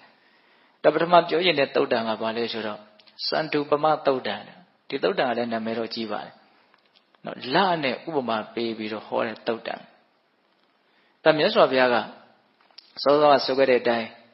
ရှင်မကတ္တပကိုကိုရောနဲ့ဓာန်တူထားတော်မူတယ်ထတ်တူထားတော်မူတယ်ဟုတ်လားအခုဒီထဲမှာလည်းပဲအဲ့လိုဓာန်တူထားပြီးတော့ဟောတာလေအများကြီးရှိတယ်ဒီသုတ်တံမှာတော့ဗာပြောထားတော့ဆိုတော့ယဟန်တို့တဲ့လနဲ့တူအောင်ကျင့်ကြရမယ်လဟာကောင်းကင်မှာနေတယ်မော့ကြည့်တယ်အလွန်လှတယ်အလွန်အေးချမ်းတယ်ဒါပေမဲ့လဟာဘယ်သူနဲ့မှထိစပ်နေတယ်လို့မရှိဘူးယဟန်တို့တဲ့တရားဓမ္မတွေကိုဆက်ဆံတဲ့အခါမှာဘယ်လိုဆက်ဆံတဲ့နဲ့တော့နော်ရေတွန်းဟောင်းကြီးကိုငုံကြည့်တယ်လို့မျိုးနော်တောင်ပေါ်တက်တဲ့အခါမှာဂျောက်ကဘာပြက်ကြီးကိုငုံကြည့်တယ်လို့မျိုးမြစ်ကမ်းပါးလေးရောက်တဲ့အခါမှာမြစ်ထဲကိုကြည့်တဲ့အခါမှာငုံကြည့်တဲ့အခါမှာဘယ်လိုငုံကြည့်တယ်လဲအယံတတိကြီးကြီးထားပြီးတော့ဟုတ်လားခလှမ်းလှမ်းလေးကနေမြင်ရပြီးတော့သိပြီးတော့နိနိကကကြီးလို့မရအောင်ဟုတ်တယ်မဟုတ်လားအဲ့ဒီလိုမျိုးစိတ်ထားနဲ့တရားဓမ္မတွေကိုဆက်ဆံရမယ်လို့မြတ်စွာဘုရားအမိန့်ရှိတယ်အဲ့လိုအမိန့်ရှိပြီးတော့ဗာဆက်မိန့်ရှိတော့ယဟန်တို့တဲ့ဘယ်လိုယဟန်ကတရားဓမ္မတွေကိုဆက်ဆံခြင်းကထိုက်တယ်လေမြတ်စွာဘုရားဟောတော်မူပါဆိုတော့မြတ်စွာဘုရားကကောင်းငင်ကိုလက်ကလေးရမ်းပြတယ်တဲ့နော်လေထဲကိုလက်ကလေးရမ်းပြလိုက်တယ်ဒီလက်ကဘာနဲ့ထိနေတာရှိလဲဘာနဲ့မှထိနေတာမရှိဘူးဘာဘူးမှမဆွဲလန်းရဘူးဇု့မှမဆွဲလန်းရဘူးဆိုတဲ့သဘောပြောတာခက်စိမ့်စိမ့်ပဲနေရမယ်လို့ပြောတာဧည့်သည်တဖွေတယ်အမြဲတမ်းဧည့်သည်လို့ဘယ်သူနဲ့ရင်းနှီးတယ်ဘယ်သူနဲ့ရင်းနှီးတယ်ဆိုတာမျိုးယဟန်တွေကိုမြတ်စွာဘုရားလုံးဝမဖြစ်စေခြင်းဟုတ်ရဲ့လားဒါကပိဋကပေါင်းတော်ကောင်းတို့ရှင်မကတ္တပရဲ့အကြောင်းကိုပြောရင်ဒီအနေအထားတွေကအများကြီးတွေ့ရမယ်နော်အဲ့လိုမြတ်စွာဘုရားအမိန့်ရှိပြီးတော့ယဟန်တို့တဲ့ကတ္တပဟာအဲ့လိုနေတဲ့ယဟန်ဖြစ်တယ်တဲ့သူ့ကိုဥပမာပေးတာနော်ကတ္တပဟာအဲ့လိုမျိုးတရားဓမ္မတွေကိုဆက်ဆံတဲ့ယဟန်လေထဲကိုလက်ရမ်းလိုက်တယ်လို့မျိုးလာနဲ့တူတဲ့နော်အဲ့လိုမျိုးစက်သေးမင်္ဂလာရှိတဲ့နော်အစွဲအလမ်းမရှိဘဲနဲ့လွတ်ဆက်ဆံတဲ့ယဟန်မျိုးဖြစ်တယ်လင်းရောင်ပဲပေးမယ်ညှိကပ်တွေ့တာမရှိဘူးအဲ့ဒါဆက်ပြီးတော့မြတ်စွာဘုရားအဲ့ဒီထဲမှာမှတ်သားစရာကောင်းတာလေးတစ်ခုကယဟန်တို့တဲ့စင်ကြယ်တဲ့တရားဟောခြင်းဆိုတာဘယ်လိုဟာလဲမစင်ကြယ်တဲ့တရားဟောခြင်းဆိုတာဘယ်လိုဟာလဲတဲ့ဒါကတော့ဦးဇင်းတို့အများကြီးသတိထားကြအောင်နော်မစင်ကြယ်တဲ့တရားဟောခြင်းဆိုတာဘယ်လိုဟာမျိုးကိုပြောတာလဲစင်ကြယ်တဲ့တရားဟောခြင်းမျိုးဆိုတာဘယ်လိုဟာမျိုးကိုပြောတာလဲမစင်ကြယ်တဲ့တရားဟောခြင်းမျိုးဆိုတာတဲ့ငါတရားကိုနာပြီးတော့ဒီလူတွေကငါ့ကိုကြည်ညိုပြီးတော့ကြည်ညိုတဲ့အတိုင်းအပြုအမူတွေပြုကြမယ်ဆိုရင်သိကောင်းမှာပဲဆိုတဲ့စိတ်နဲ့ဟောရင်အဲ့ဒါမစင်ကြယ်သောတရားဟောခြင်းနဲ့ဟုတ်လား ငါဟောတဲ့တရားကိုနာကြပါစေနာပြီးတော့ငါကိုကြည်ညိုကြပါစေကြည်ညိုပြီးရင်ကြည်ညိုတဲ့အချင်းရာကိုပြကြပါစေကြည်ညိုတဲ့အချင်းရာကိုပြတယ်ဆိုတာဘာပြောတာလဲလေးလေးစားစားတန်ဖိုးထားပြီးတော့လှူကြတန်းကြတာကိုကြည်ညိုတဲ့အချင်းရာပြတယ်လို့ပြောတာအဲ့ဒီလိုစိတ်နဲ့တရားဟောမယ်ဆိုရင်ဒါပါလေမစင်ကြယ်တဲ့တရားဟောခြင်းနဲ့စင်ကြယ်တဲ့တရားဟောခြင်းဆိုတာဘယ်လိုတော့ငါဟောတဲ့တရားကိုနာကြပါစေနာပြီးရင်သိကြပါစေဆိုလိုချက်အဓိပ္ပာယ်ကိုသိကြပါစေသိပြီးရင်သိတဲ့အတိုင်းရှင်းနိုင်ကြပါစေဆိုတဲ့စိတ်နဲ့တရားဟောမှသာလေအဲ့ဒါစင်ကြယ်သောတရားဟောခြင်းဖြစ်တယ်ယဟန်တို့တဲ့ကတ္တပဟာအဲ့ဒီလိုစင်ကြယ်သောတရားဟောခြင်းဖြစ်လာတဲ့တရားဟောတယ်တဲ့ဟောသူ့ဘယ်ဥမာပေးတာနော်ယဟန်တို့တဲ့ငါဟာကတ္တပလိုယဟန်ကတ္တပနဲ့တူတဲ့ယဟန်မျိုးကိုသာနဲ့ဥပမာပြုပြီးတော့တရားကိုဟောမယ်တဲ့အဲ့လောက်ထိချီးမြှောက်တယ်ရှင်မကတ္တပကိုမြတ်စွာဘုရားကဟုတ်လားဒါကဦးဇင်းတို့စန္ဒုပမတုတ်တန်ထဲမှာလာတဲ့အကြောင်းအရာလေးတွေမှတ်မိတာလေးကိုဦးဇင်းပြောပြတာဟုတ်လားအဲ့ဒီထဲမှာဦးဇင်းတို့ဩဝါဒတုတ်တန်ဆိုတာ၃ပုဒ်ပါတယ်ပထမဩဝါဒတုတ်တန်ဒုတိယတတိယဩဝါဒတုတ်တန်ဆိုနော်အဲ့ဒီမှာပထမဩဝါဒတုတ်တန်ထဲမှာမြတ်စွာဘုရားအာဟောထားတော့ဆိုတော့ခါတစ်ပါးမှာရှင်မကတ္တပကိုမြတ်စွာဘုရားကကတ္တပတဲ့ယဟန်တွေကိုသင်တရားဟောပါဆုံးမပါငါလည်းပဲဆုံးမမယ်သင်နဲ့ငါနဲ့ဟာယဟန်တွေကိုဆုံးမပြီးတော့အကျိုးရှိအောင်လုပ်ကြမယ်တန်းတို့ထပြောတာနော်မြတ်စွာဘုရားအဲ့လိုမျိုးယဟန်တွေကိုဆုံးမဖို့တရားဟောတိုက်တွန်းတော့ရှင်မကတ္တပကမြတ်စွာဘုရားတဲ့အခုခေတ်ယဟန်တွေဟာဆုံးမခက်လိုက်တာတဲ့ဒါမြတ်စွာဘုရားပြိမိမစံခင်မှာအခုခေတ်လို့သုံးတယ်နော်အခုအခါရှိအခါအခုအခါလို့သုံးတယ်ဒါမြတ်စွာဘုရားရဲ့ဘုရားစပြီးတော့ဖြစ်ခါစအချိန်ကစပြီးတော့ဝါ20အတွင်းကိုဒါရှေးလို့သုံးတယ်ဝါ20နောက်ပိုင်းမှာတိခါဘုဒ္ဓအများကြီးပြည့်ညက်ပြီးတော့သိုးသွန်းတဲ့ယဟန်တွေကပေါ်လာတာအများကြီးဖြစ်လာတာဝါ20အတွင်းမှာတော့အဲ့လိုမျိုးအလွန်တန့်ရှင်းစင်ကြယ်တယ်ဟုတ်လားဒါကိုရည်ညွှန်းတာမြတ်စွာဘုရားတဲ့အခုအချိန်ခါမှာယဟန်တွေကဆုံးမခက်လိုက်တာတဲ့အဆုံးမခက်ကြောင်းအကုသိုလ်တွေနဲ့ပြည်နေတယ်တဲ့သူတို့ကတီးမခံနိုင်ကြဘူးတဲ့ပြောတဲ့စကားကိုရိုးရိုးသေးသေးနားမထောင်နိုင်ကြဘူးဒါမှမဟုတ်သူမဆုံးမခြင်းဘူးလို့ပြောတာပဲအဲ့လိုအမိန့်ရှိတဲ့အခါကျတော့မြတ်စွာဘုရားကမြတ်စွာဘုရားအဲ့လိုအမိန့်ရှိတော့ရှင်မကတ္တပကအဲ့လိုဆုံးမခက်တယ်ဆိုတော့ပြောရင်းနဲ့စက်မိဆက်ရပေါ့ဘာလျှောက်တော့ဆိုတော့မြတ်စွာဘုရားတဲ့အာနန္ဒာရဲ့တပည့်ဖြစ်တဲ့ဗန္ဒာယဟန်ရဲ့အနုဒုဒ္ဓရဲ့တပည့်ဖြစ်တဲ့အဘိဇိကယဟန်ရဲ့အဲ့ဒီယဟန်တစ်ပါးဆိုရင်ဘလို့တောင်လုပ်လဲဆိုတော့တရားဟောပြိုင်ကြတယ်ဘုရားတဲ့သူရှောက်နေတာမြတ်စွာဘုရားမင်းနဲ့ငါနဲ့ဘယ်သူကအများကြီးဟောနိုင်မလဲဘယ်သူဟောတာကကောင်းတယ်ဘယ်သူကအကြာကြီးဟောနိုင်မလဲအဲ့ဒီလိုတောင်တရားဟောပြိုင်ကြတယ်ဘုရားဖြစ်နေတာကိုသူပြောတာအဲ့တော့မြတ်စွာဘုရားကအေးအဲ့လိုဖြစ်နေတာလားကဲအဲ့လိုဆိုလို့ရှိရင်အနာရှိတဲ့ယဟန်တစ်ပါးကိုပွားပြီးတော့အဲ့ဒီယဟန်တစ်ပါးကိုခေါ်ကြည့်လို့ခိုင်းတယ်ရှောက်လာကြတယ်အဲ့ဒီဗန္ဒာယဟန်နဲ့အဘိဇိကယဟန်နဲ့အဲ့တော့မြတ်စွာဘုရားဟုတ်လားလို့မေးတယ်ဟုတ်တဲ့အကြောင်းရှောက်ရတာပေါ့အဲ့တော့မြတ်စွာဘုရားကကဲနေစမ်းပါဦးတဲ့ငါကဘယ်တော့မှများတရားများများဟောနိုင်တယ်လို့မင်းတို့အချင်းချင်းပြိုင်ကြဟုတ်လားနော်ကောင်းကောင်းဘယ်သူကဟောနိုင်တယ်လဲဆိုတော့သိအောင်ပြိုင်ကြအများကြီးဘယ်သူကဟောနိုင်လဲဆိုတော့သိအောင်ပြိုင်ကြလို့ငါဘယ်တော့မှများဟောတာကိုမင်းတို့မှတ်သားဘူးလေတဲ့မမှတ်သားဘူးပါဘယ်ထဲမှပါတာမရှိပါဘူးပေါ့ဆိုလိုတာပြိုင်တဲ့ဆိုင်တဲ့ကိစ္စကြီးကတော်တော်စိတ်ပြည့်စရာကောင်းတယ်ပေါ့နော်ဟုတ်တယ်မဟုတ်လားဒါမြတ်စွာဘုရားလက်ထက်ကအဖြစ်ပြက်လေးနော်ပြုံးလဲပြုံးစရာပေါ့လေဘယ်သူကတရားများများဟောနိုင်မလဲကောင်းကောင်းဟောနိုင်မလဲအကြာကြီးဟောနိုင်မလဲဆိုတာကိုပြိုင်ကြတာတဲ့ဟုတ်လားယဟန်နေပြောရခက်တယ်ဆိုတာနဲ့ပတ်သက်ပြီးတော့ဒါရှောက်တာမြတ်စွာဘုရားအဲ့ဒီမှာမြတ်စွာဘုရားကအဲ့ဒီလိုမျိုးမလုပ်ရဘူးမက်ဖို့မနီအချီးနီးသောယောက်ျားဒီလိုမျိုးမြတ်စွာဘုရားနော်မန်မဲတော်မူတယ်ပေါ့ဟုတ်လားဒါမျိုးမလုပ်ရဘူးဆိုပြီးတော့အဲ့ဒါကဦးဇင်းတို့ပထမဩဝါဒတုတ်တန်ထဲမှာဒီအကြောင်းအရာလေးတွေ့ရတယ်နော်ဒုတိယတတိယဩဝါဒတုတ်တန်ကတော့ပိုးပြီးတော့တောင်မှတ်သားစရာကောင်းတယ်အဲ့ဒီပြောထားတဲ့အကြောင်းအရာလေးတွေကအခုခေတ်ဆိုးတယ်ဆိုတာနော်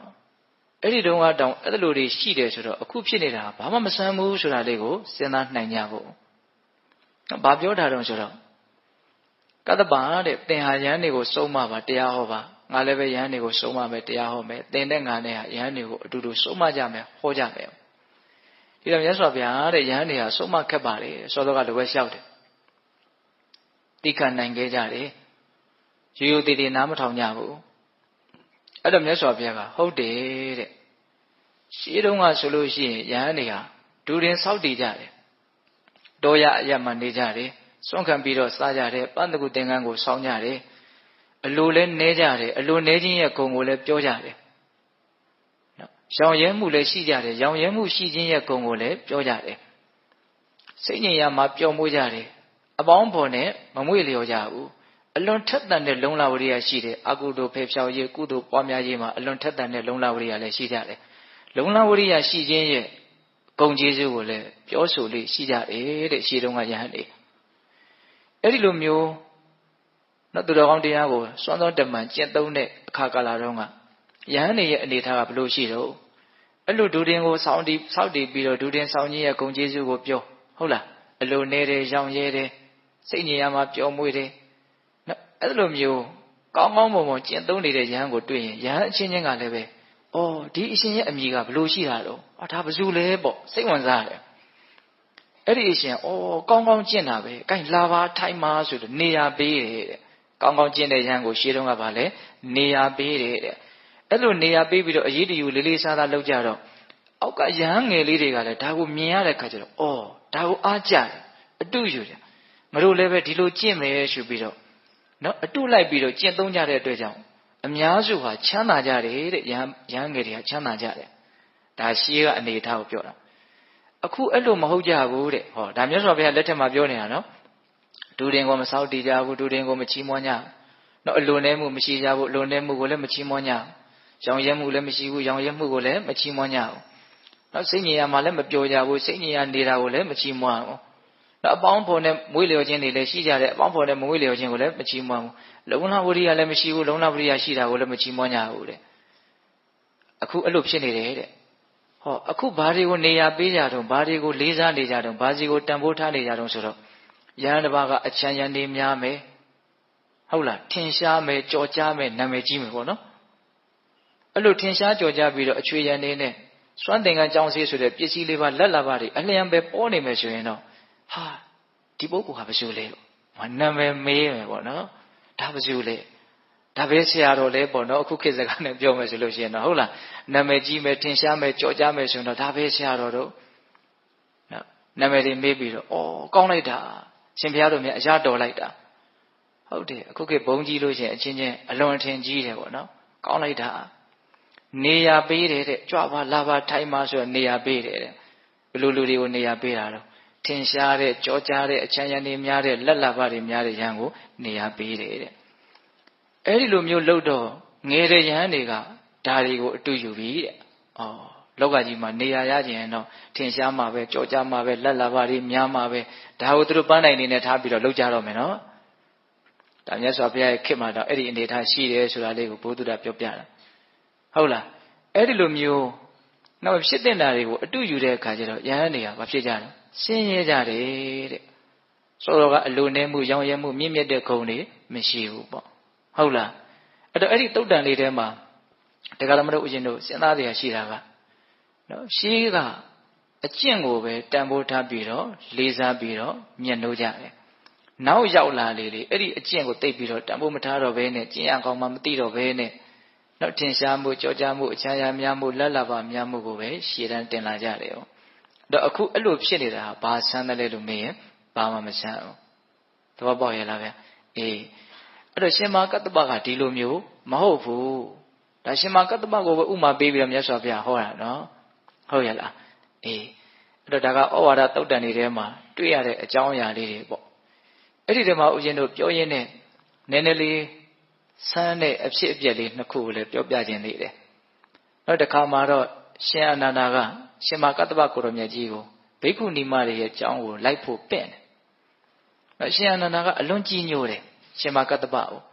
ရှင်မကတ္တပကလည်းဒီရှင်အနန္ဒာကိုနော်ကိုယ့်ရဲ့ညီလေးလိုသားလေးလိုသူချစ်တယ်တွေ့ရတဲ့သူတို့ရဲ့မှတ်တမ်းတွေကိုကြည့်လိုက်လို့ရှိရင်အယဉ်ရင်းနေတယ်ဆိုတာထင်ရှားတယ်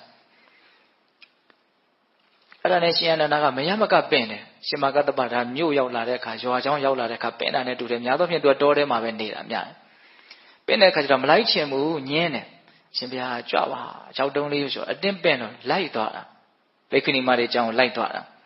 ဟိုရောက်တဲ့အခါကျတော့ရှင်အနန္ဒာကတိုက်တွန်းလို့တခါတရားဟောရတယ်ရှင်မကတ္တပတရားဟောတယ်ဘိက္ခုနီမတွေအဲ့လိုတရားဟောပြီးတော့အရှင်မြတ်တပပြန်လဲကြွသွားကြရော အဲ့ဒီဘိက္ခုနီမတွေကထုံလတိတ်တာဆိုတဲ့ဘိက္ခုနီမကဘာပြောတော့ဆိုတော့ဒီရှင်မကတ္တဗဆိုတဲ့ကိုတော်ကရှင်အာနန္ဒာရှိမှတရားများဟောပါပဲရဲ့နော်အလွန်ပညာရှိတဲ့ရှင်အာနန္ဒာရှိမှဒီရှင်မကတ္တဗကဘာလို့တရားဟောတဲ့တယ်လို့ထင်ရတာတော့နော်ဘာပြောတော့ဆိုတော့သူကအဲ့ဒီထဲမှာနော်အထုတ်လုပ်သူရဲ့ရှေ့မှာအရောင်းတဲ့လူကလာပြီးတော့မြန်အကြောင်းကိုပြောနေရသေးတယ်အဲ့ဒီကပေါ်တဲ့စကားဗျအဲ့ဒီစကားကဟုတ်လားနော်အကုံသေးကြီးရဲ့ရှေ့မှာအရောင်းနေတယ်နော်အထုတ်လုပ်သူရဲ့ရှေ့မှာအရောင်းနေနော်ထုတ်လုပ်သူနဲ့ရောင်းတဲ့လူနဲ့ဘယ်သူကအရဲ့အကြောင်းကိုပိုသိမလို့ထုတ်လုပ်သူကပိုသိတာပေါ့နော်အဲ့ဒီလိုပြောတာကိုအဘိညာဉ်နဲ့ရှင်မကတ္တဗကသိတယ်သိတဲ့အခါကျတော့ရှင်အာနန္ဒာကိုခေါ်ပြီးတော့ပြောတာအာနန္ဒာတဲ့မင်းကအလုပ်တဲ့လူလားငါကအလုပ်တဲ့လူလားတဲ့ဟုတ်လားမင်းကအယောင်းတဲ့လူလားငါအယောင်းတဲ့လူလားတဲ့နော်အဲ့လိုပြောတော့ရှင်အာနန္ဒာကရိပ်မိပုံရတယ်တယောက်ယောက်ပြောတဲ့အတန်ကိုရှင်မြတ်ကြီးသိပုံရတယ်ဓာတ်ရိုက်ဘလို့ပြောတော့ဆိုတော့အရှင်ဘုရားတဲ့တိခန္ဓာကိုပါမာတုကာမတွေကအလွန်မိုက်မဲလှပါတယ်ဘုရားတဲ့အဲ့တန်တန်းလျှောက်တယ်သိလားနော်ဒါအဲ့ဒီကိုသွားလို့ဒီပြဿနာပေါ်လာတာကိုရှင်ဘုရားတိခမဘုရားတဲ့မာတုကာမတွေကအလွန်မိုက်မဲလှပါတယ်အဲ့တော့ဘာပြောတော့အာနန္ဒာတဲ့ဆန္ဒတွေစောပြီးတော့အဲ့လိုလည်းမပြောနဲ့အောင်နဲ့ဟုတ်လားနော်အဲ့ဒီမှာသူ့ရဲ့အစွမ်းတတ္တိတွေကိုရှင်မကတ္တဗကိုရမေကြီးကပြောတာငါ့ကိုဒန်းတူထားတယ်လို့မြတ်စွာဘုရားကဘယ်ယဟန်ကိုဒန်းတူထားဖို့တလဲတဲ့နော်မြတ်စွာဘုရားရှင်အာနန္ဒာရှင်မကတ္တဗကိုအများကြီးဒန်းတူထားပြီးတော့ဟောတာရှိတယ်ငါကဇံအမျိုးမျိုးကိုဝင်စားနိုင်တယ်လို့ရှင်မကတ္တဗလည်းဇံအမျိုးမျိုးကိုဝင်စားနိုင်တယ်နော်သူ့မှာရှိတဲ့အစွမ်းတွေကိုပြပြီးတော့အဲ့ဒီလိုအစွမ်းမျိုးရှင်မကတ္တဗမှာရှိတယ်ဆိုပြောတဲ့ဒေသနာတွေကအများကြီးရှိတယ်အဲ့လိုမျိုးဘု து ကိုမြတ်စွာဘုရားဟောဖို့တလေတဲ့ဟုတ်လားအဲ့ဒီမှာသူ့မှာအဘိညာဉ်နဲ့ပြည့်စုံတယ်ဆိုတဲ့အကြောင်းအကုန်ပြောပြီးတော့ဘာပြောတော့ဆိုတော့ငါရဲ့ဒီထုကဲမြင့်မြတ်တဲ့ဉာဏ်အထူးတွေကိုအတိအမှတ်မပြုကျင်တဲ့ပုဂ္ဂိုလ်တွေဟာ9000 8000လောက်ရှိတဲ့ဆင်ကြီးကိုထရွက်6နဲ့ကားတယ်လို့မျိုးပဲဖြစ်မယ်တဲ့ဘယ်လိုမှသူ့ရဲ့ဂုဏ်တွေကိုဖုံးလို့မရဘူးလို့ပြောတာဟုတ်လားအဲ့ဒါလိုလဲပြောပြီးတော့အဲ့ဒီထုံလာတိတ်တာဘိက္ခုနီမမကြခင်မှာပဲလူထွက်သွားတယ်တဲ့သာသနာတော်ကနေဆုံးရှုံးသွားတယ်ဟုတ်လားဒါဒီအကြောင်းအရာလေးတစ်ခုတွေ့ရတယ်ပေါ့နောက်တစ်ခါအကြောင်းအရာလေးတစ်ခုကလည်းပဲစိတ်ဝင်စားတယ်အဲ့ဒါကဘာလဲဆိုတော့တခါမှာတော့ရှင်အာနန္ဒာကိုရမြတ်ကြီးရဲ့တပည့်တာဝကတွေတော်တော်များများယဟန်တွေလူထွက်သွားကြတယ်30လောက်လူထွက်သွားတယ်အဲ့ဒါကိုသိရတဲ့အခါကျတော့ရှင်မကတ္တဗကရှင်အာနန္ဒာကိုဆူတာနော်အဲ့တော့ရှင်အာနန္ဒာကအဲ့ဒီအချိန်မှာခေါင်းတွေတောင်ဖြူနေပြီမထေကြီးဖြစ်နေပြီအာနန္ဒာတဲ့သင်ဟာနော်ကောက်စဘာခင်းတွေကိုဖျက်ဆီးပြီးတော့သွားတယ်လို့မျိုးတဲ့ဒီတရားဓမ္မတွေရဲ့တရားတရားတွေကိုဖျက်ဆီးပြီးတော့သင်သွားတာပဲသင်ရဲ့ယဟန်တွေကအလွန်ဆိုးသွမ်းနေတဲ့သင်ရဲ့ယဟန်တွေကအလွန်ပျက်စီးနေတယ်တဲ့ဘာဖြစ်လို့ဒီလိုလုပ်ရတာလဲတဲ့အိန္ဒိယမရှိဘူးတဲ့လျှက်ပေါ်လော်ဒီတဲ့စကားတွေကလည်းများတယ်တဲ့ဘာထိမ့်သိမ့်မှုမှမရှိဘူးတဲ့ဒီလိုယဟန်ပေါက်စတွေခြံရံပြီးတော့သင်သွားနေတာမကောင်းဘူးတဲ့ဟောဒီတငယ်ဟာအခုချိန်ထိဘာမသိဘူးတဲ့ဟောရှင်အာနန္ဒာကိုတငယ်လို့ဆိုတဲ့စကားနဲ့နော်အတိုင်းရှိမသိလေစွာလို့အဲ့လိုဆိုတာနော်ဦးဇင်းတို့အရက်ပြောမှဆိုငေါက်တဲ့သဘောမျိုးပေါ့နော်ရှင်အာနန္ဒာကိုအဲ့လိုပြောတာအဲ့တော့ရှင်အာနန္ဒာကတပည့်တော်ခေါင်းနေတောင်ဖြူနေပါပြီတဲ့ဒါပေမဲ့လို့တငယ်ဆိုတဲ့အသုံးလုံးနဲ့အခုချိန်ထိဆုခန်းနေရသေးတယ်မခံမြင်ဘူးနော်အလွန်ချစ်ခင်ရင်းနေအောင်ရှင်အာနန္ဒာကအဲ့ဒါလို့ရှင်အာနန္ဒာကိုရှင်မကတ္တဗကဒီသူငယ်ဆိုတဲ့အသုံးလုံးနဲ့ကလေးဆိုတဲ့အသုံးလုံးနဲ့ဒီလိုဆူတာကိုဘယ်သူကမခံနိုင်ဘူးလို့ဆိုတော့ဘိက္ခုနီမတွေကမခံနိုင်ဘူးအရှင်အာနန္ဒာအကြောင်းပြောတဲ့အခါမှာဒီဘိက္ခုနီမတွေတချို့တဲတဲလှုပ်တယ်ဆိုတာကိုလည်းထည့်ပြီးတော့ပြောဖို့ရှိတယ်ဟုတ်လားအဲ့ဒီဘိက္ခုနီမတွေကထုံလနန္ဒာဆိုတဲ့ဘိက္ခုနီမရှိတယ်နော်သူ့ကိုအကြောင်းပြုပြီးတော့တိခါဘုတ်တွေလည်းအများကြီးပြညတာတွေရှိတယ်ဝိနည်းထဲမှာအဲ့ဒီထုံလနန္ဒာဘိက္ခုနီမကဘယ်လိုပြောတော့ဆိုတော့ဒိဋ္ဌိဘဝကပြောင်းလာတယ်ဒီရှင်မကတ္တဗကရှင်မကတ္တဗကမြတ်စွာဘုရားကိုယဉ်မှန်းပြီးတော့ဝတ်လာတာ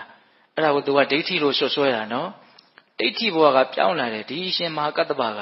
ဉာဏ်ပညာအလွန်ကြီးတော်မူတဲ့ရှင်အာနန္ဒာကိုသူကအဲ့လိုဆုံးမသင့်တယ်လို့သူကသူဘာလို့အဲ့လိုထင်ရတာတော့သူကြားရရနေမှာမခံကျင်ဖြစ်နေတာအဲ့လိုမျိုးရှင်မကတ္တဗကိုနော်မကြည်ညိုတဲ့စိတ်နဲ့မနှစ်လိုတဲ့စိတ်နဲ့သူဝစီကံအဖြစ်ပြောတာနော်ရှင်အာနန္ဒာလိုပညာရှိတဲ့ပုဂ္ဂိုလ်ကို နော်ရှင်အနန္ဒာကတကယ်လဲပညာရှိပါတယ်အလုံးကရှင်အနန္ဒာရဲ့အံ့ဘွယ်တွေကလည်းအများကြီးရှိတယ်နော်လူချစ်လူခင်အလွန်များတယ်ဆိုတာရှင်အနန္ဒာရဲ့အလွန်ထူးခြားတဲ့အံ့ဩဘွယ်ဟာပဲဘယ်ရဟန်းမှမတူဘူးအဲ့ဒါရှင်အနန္ဒာအကြောင်းပြောတဲ့အခါကျတော့အဲ့ဒါပါမယ်ပေါ့အဲ့အခုလည်းပဲထုံလနန္ဒာကရှင်အနန္ဒာကိုဆူလို့ရှင်မကတ္တပကိုမကြည့်မနဲ့ပြောတာမှာနောက်ဒိဋ္ဌိဘဝကပြောင်းလာတဲ့ပုဂ္ဂိုလ်ဟာရှင်အနန္ဒာကိုဒီလိုပြောတဲ့တယ်လို့ဘာလို့ထင်တာတော့အဲ့ဒီလိုပြောတာကိုရှင်မကတ္တပကကြားပြန်တယ်အဘိညာဉ်ရှိတာဆိုကြားတယ်သိတယ်ဟုတ်လားသိတဲ့အခါကျတော့စောစောကလိုပဲနော်ဒီလိုဒီအကြောင်း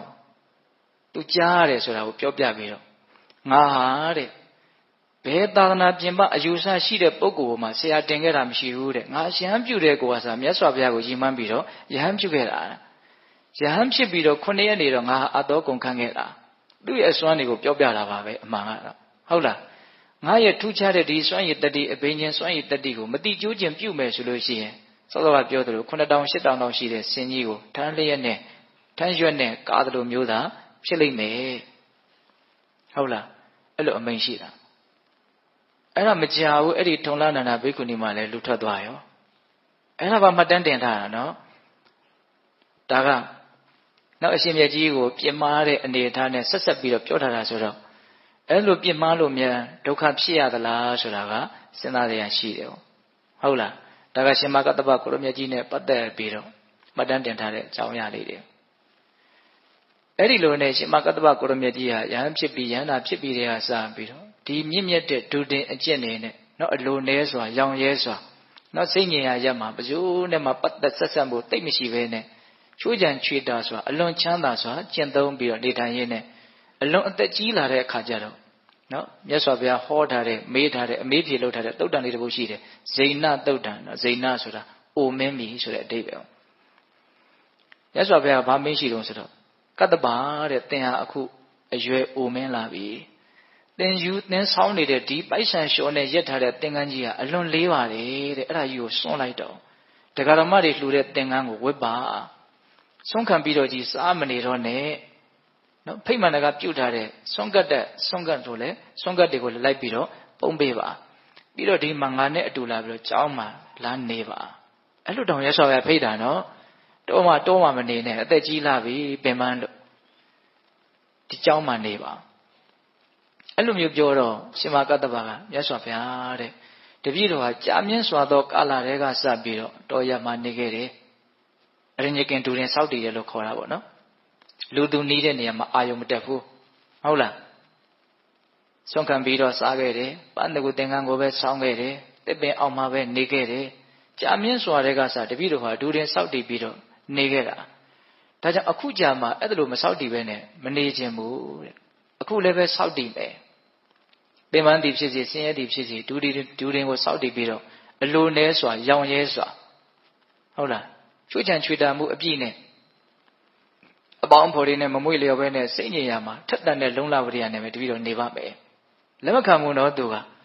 တော့မြတ်စွာဘုရားကအပြစ်မတင်ပါဘူး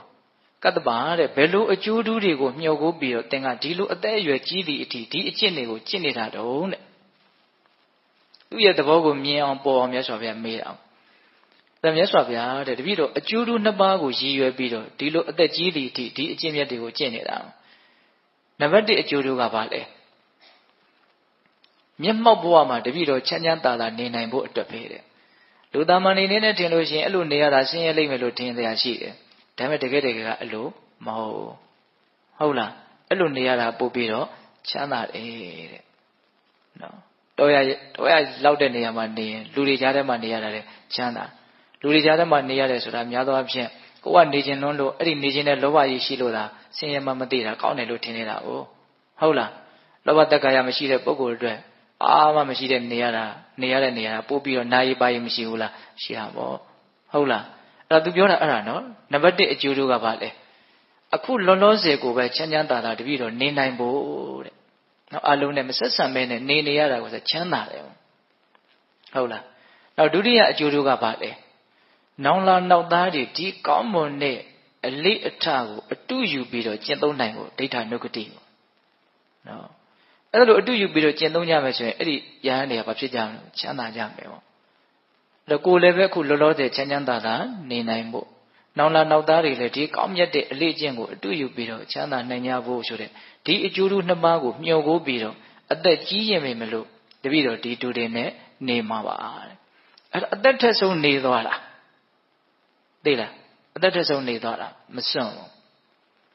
ဒီနေ့မှာဦးဇင်းတို့ကျမ်းစာတွေထဲမှာရှင်မမောက္ကလံကိုရမကြီးပြိဋိဘံဆံကတိတ်ပြီးတော့မထင်ရှားဘူးဦးဇင်းတော့တနေ့ကုန်ရှားကြည့်တယ်မတွေ့ရဘူးနော်ထင်ထင်ရှားရှားပြထားတာမတွေ့ရဘူးနော်မဟာဗုဒ္ဓံကျမ်းထဲမှာလည်းမတွေ့ရဘူးအဲ့ဒါနဲ့တိမယ်လို့ထင်ရတဲ့ဆရာတော်တွေလှမ်းပြီးတော့လည်းဖုံးဆက်ပြီးတော့လည်းမေးကြည့်တယ်ဟုတ်တယ်တဲ့ကြဲကြဲပြန့်ပြန့်ဖော်ပြထားတာမတွေ့ရဘူးတဲ့ဒါပေမဲ့သူအသက်120ရှည်တယ်ဆိုတာကတော့ထင်ထင်ရှားရှားပြထားတယ်အဲ့ဒီမှာနောက်ဦးဇင်းတို့ပြောချင်တာကဘာလဲဆိုတော့မြတ်စွာဘုရားပြိဋိဘံစံပြီးတဲ့နောက်မှာဘုရားရှင်ကိုရမကြီးဟောကြားတော်မူခဲ့တဲ့ဓမ္မဝိနည်းလို့ဆိုတဲ့ဒီဒေသနာတွေကိုသူဥရှိပြီးတော့တန်ခါနာတင်ခဲ့တယ်ဆိုတဲ့ကိစ္စအဲ့ဒီအကျိုးတူကိုမျှော်ဖို့ပြီးတော့မြတ်စွာဘုရားကိုရောနဲ့ထပ်တူထားခဲ့တာနော်သူ့အဲ့မှာထူးခြားတာတစ်ခုကလည်းပဲမြတ်စွာဘုရားပြိဋိဘံစံပြီးတဲ့နောက်နော်တာရုကိလနာသဘင်ဆင်ရင်ကြတာ9ရက်ကြာတယ်ပြီးတော့ဦးဇင်းတို့နန်းသာထင်းပုံပေါ်မှာတင်ထားတာဒါပေတဲ့တို့သိပါတယ်လက်မန်လာမင်းသားတွေရဲ့နော်အင်ဂျင်ဥယျာဉ်ထဲမှာနန်းသာထင်းပုံပေါ်မှာတင်ထားတာအဲ့ဒါအချိန်ကြာတော့မီးရှို့မယ်မီးပူဇော်ကြတော့မယ်ဆိုတော့ဘလို့မှမီးရရှို့လို့မရဘူးမြတ်စွာဘုရားရဲ့အလောင်းတော်ကိုမီးရှို့ရဖို့လူတွေကြိုးစားကြတာဘလို့မှကြိုးစားလို့မရဘူးလေးမျက်နှာကဖားဖို့တွေဘာတွေနဲ့လှုပ်ဘလို့မှလှုပ်လို့မရဘူးအဲ့ဒါနဲ့လူတွေကရှင်အနုဒ္ဒရာကိုမေးတာအဲ့ဒီအချိန်ကရှင်အနုဒ္ဒရာကတကူအရာရောအနေအထားအရာရောအကြီးကျယ်ဆုံးလို့ဆိုရမယ်ပေါ့ရှင်သာရိပုတ္တရာလည်းမရှိတော့ဘူးရှင်မမောက္ကလံလည်းမရှိတော့ဘူးရှင်မကတ္တပကအဲ့ဒီအချိန်မှာမြတ်စွာဘုရားနာမှာမရှိဘူးမြတ်စွာဘုရားကိုပူမြေဖို့လာနေတုန်းရှိသေးတယ်ဟုတ်လားဒီမှာမီးရှို့လို့မရဘူးဆိုတော့ရှင်အနုဒ္ဒရာကိုမေးတယ်နော်ရှင်အနုဒ္ဒရာအကြောင်းကလည်းပြောစရာအလွန်ကောင်းတယ်ရှင်အနုဒ္ဒရာကနတ်တွေရဲ့သဘောကတစ်မျိုးဖြစ်နေတယ်တဲ့ဒါကြောင့်မီးရှို့လို့မရတာနတ်တွေရဲ့သဘောကဘယ်လိုဖြစ်နေတော့ဗျာနတ်တွေထဲမှာတဲ့ရှင်မမောက္ကလံကိုကြည်ညိုပြီးတော့ဖြစ်ကြတဲ့နတ်တွေအုပ်စုရှိတယ်တဲ့ရှင်သာရိပုတ္တရာကိုကြည်ညိုလို့သိပြီးတော့နတ်ဖြစ်ကြတဲ့အုပ်စုတွေရှိတယ်တဲ့ရှင်မကတ္တပအခုပြန်တော့ပြိဋိဘံမဆန်သေးဘူးနော်အဲ့ဒီရှင်မကတ္တပကိုကြည်ညိုပြီးတော့လှူဒန်းပြီးတော့နတ်ဖြစ်ကြတဲ့အုပ်စုတွေလည်းရှိတယ်တဲ့အဲ့ဒီအုပ်စုတွေကတို့အရှင်မြတ်ကြီးရောက်မလာသေးဘူး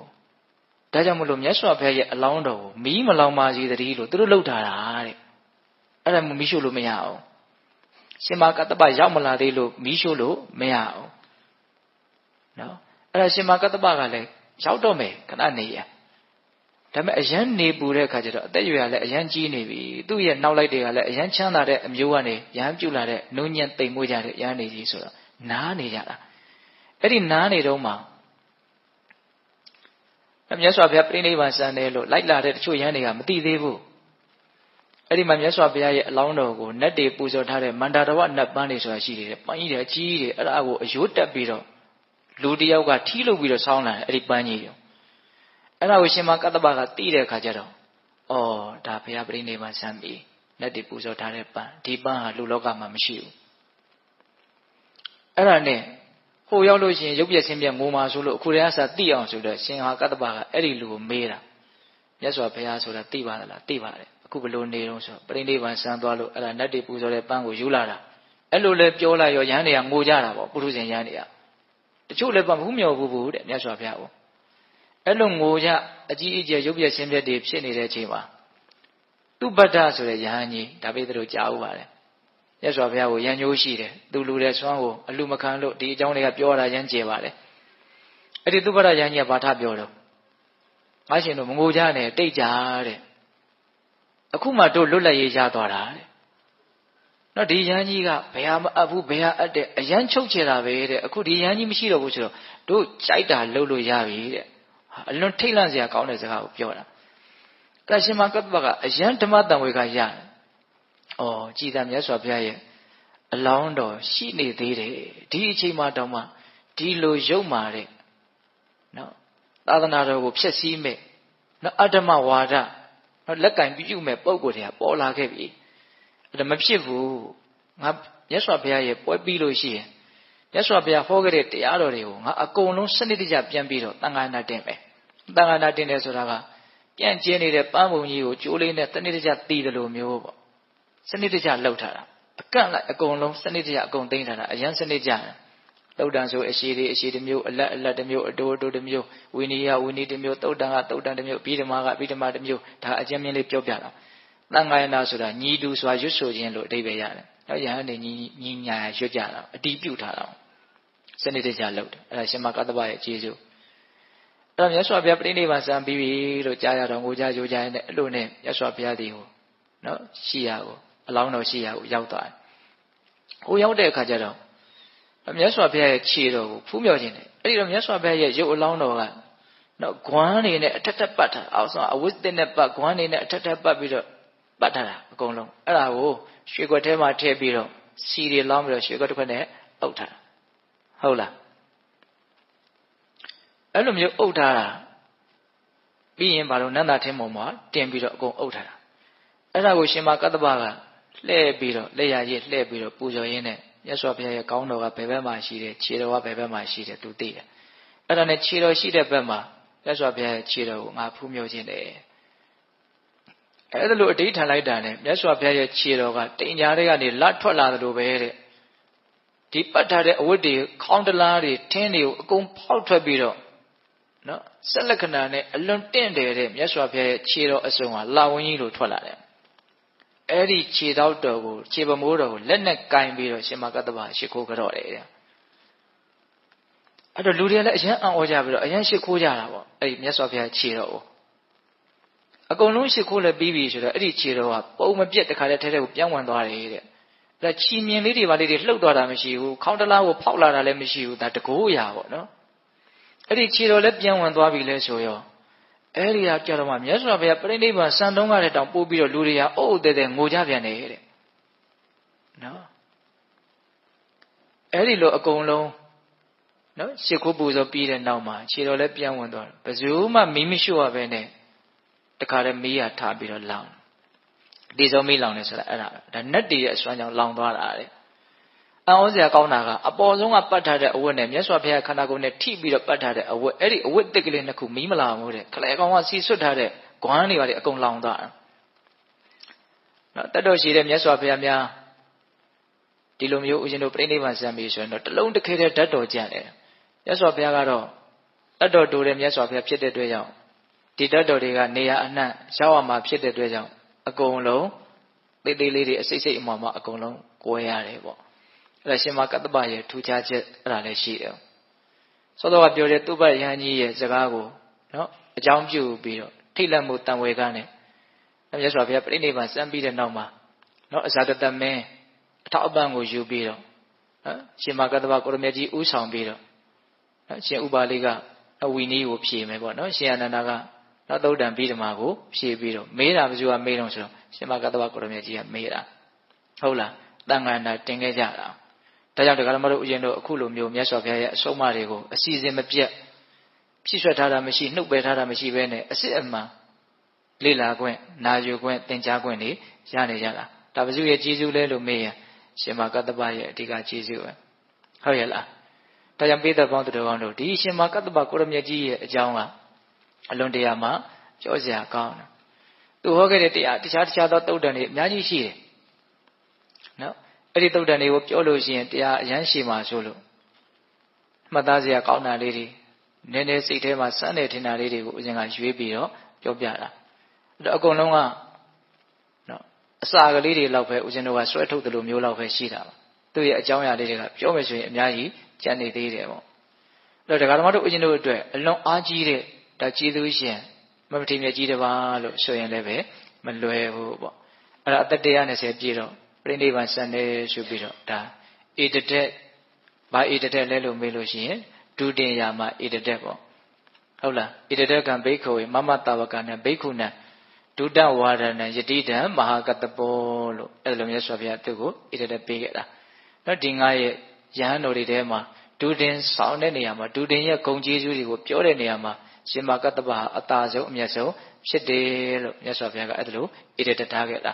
နော်ဧတတက်ဆိုတဲ့စကားရဲ့အဓိပ္ပာယ်ကဘာလဲ နော်ဒီထဲမှာသူဟာအမျက်ဆုံးလို့အဓိပ္ပာယ်ရတယ်ဧတံအကံဧတံဒါဒီထဲမှာအကံသူဟာအသာဆုံးပဲလို့ပြောတာဧတံအကံကိုဧတဒက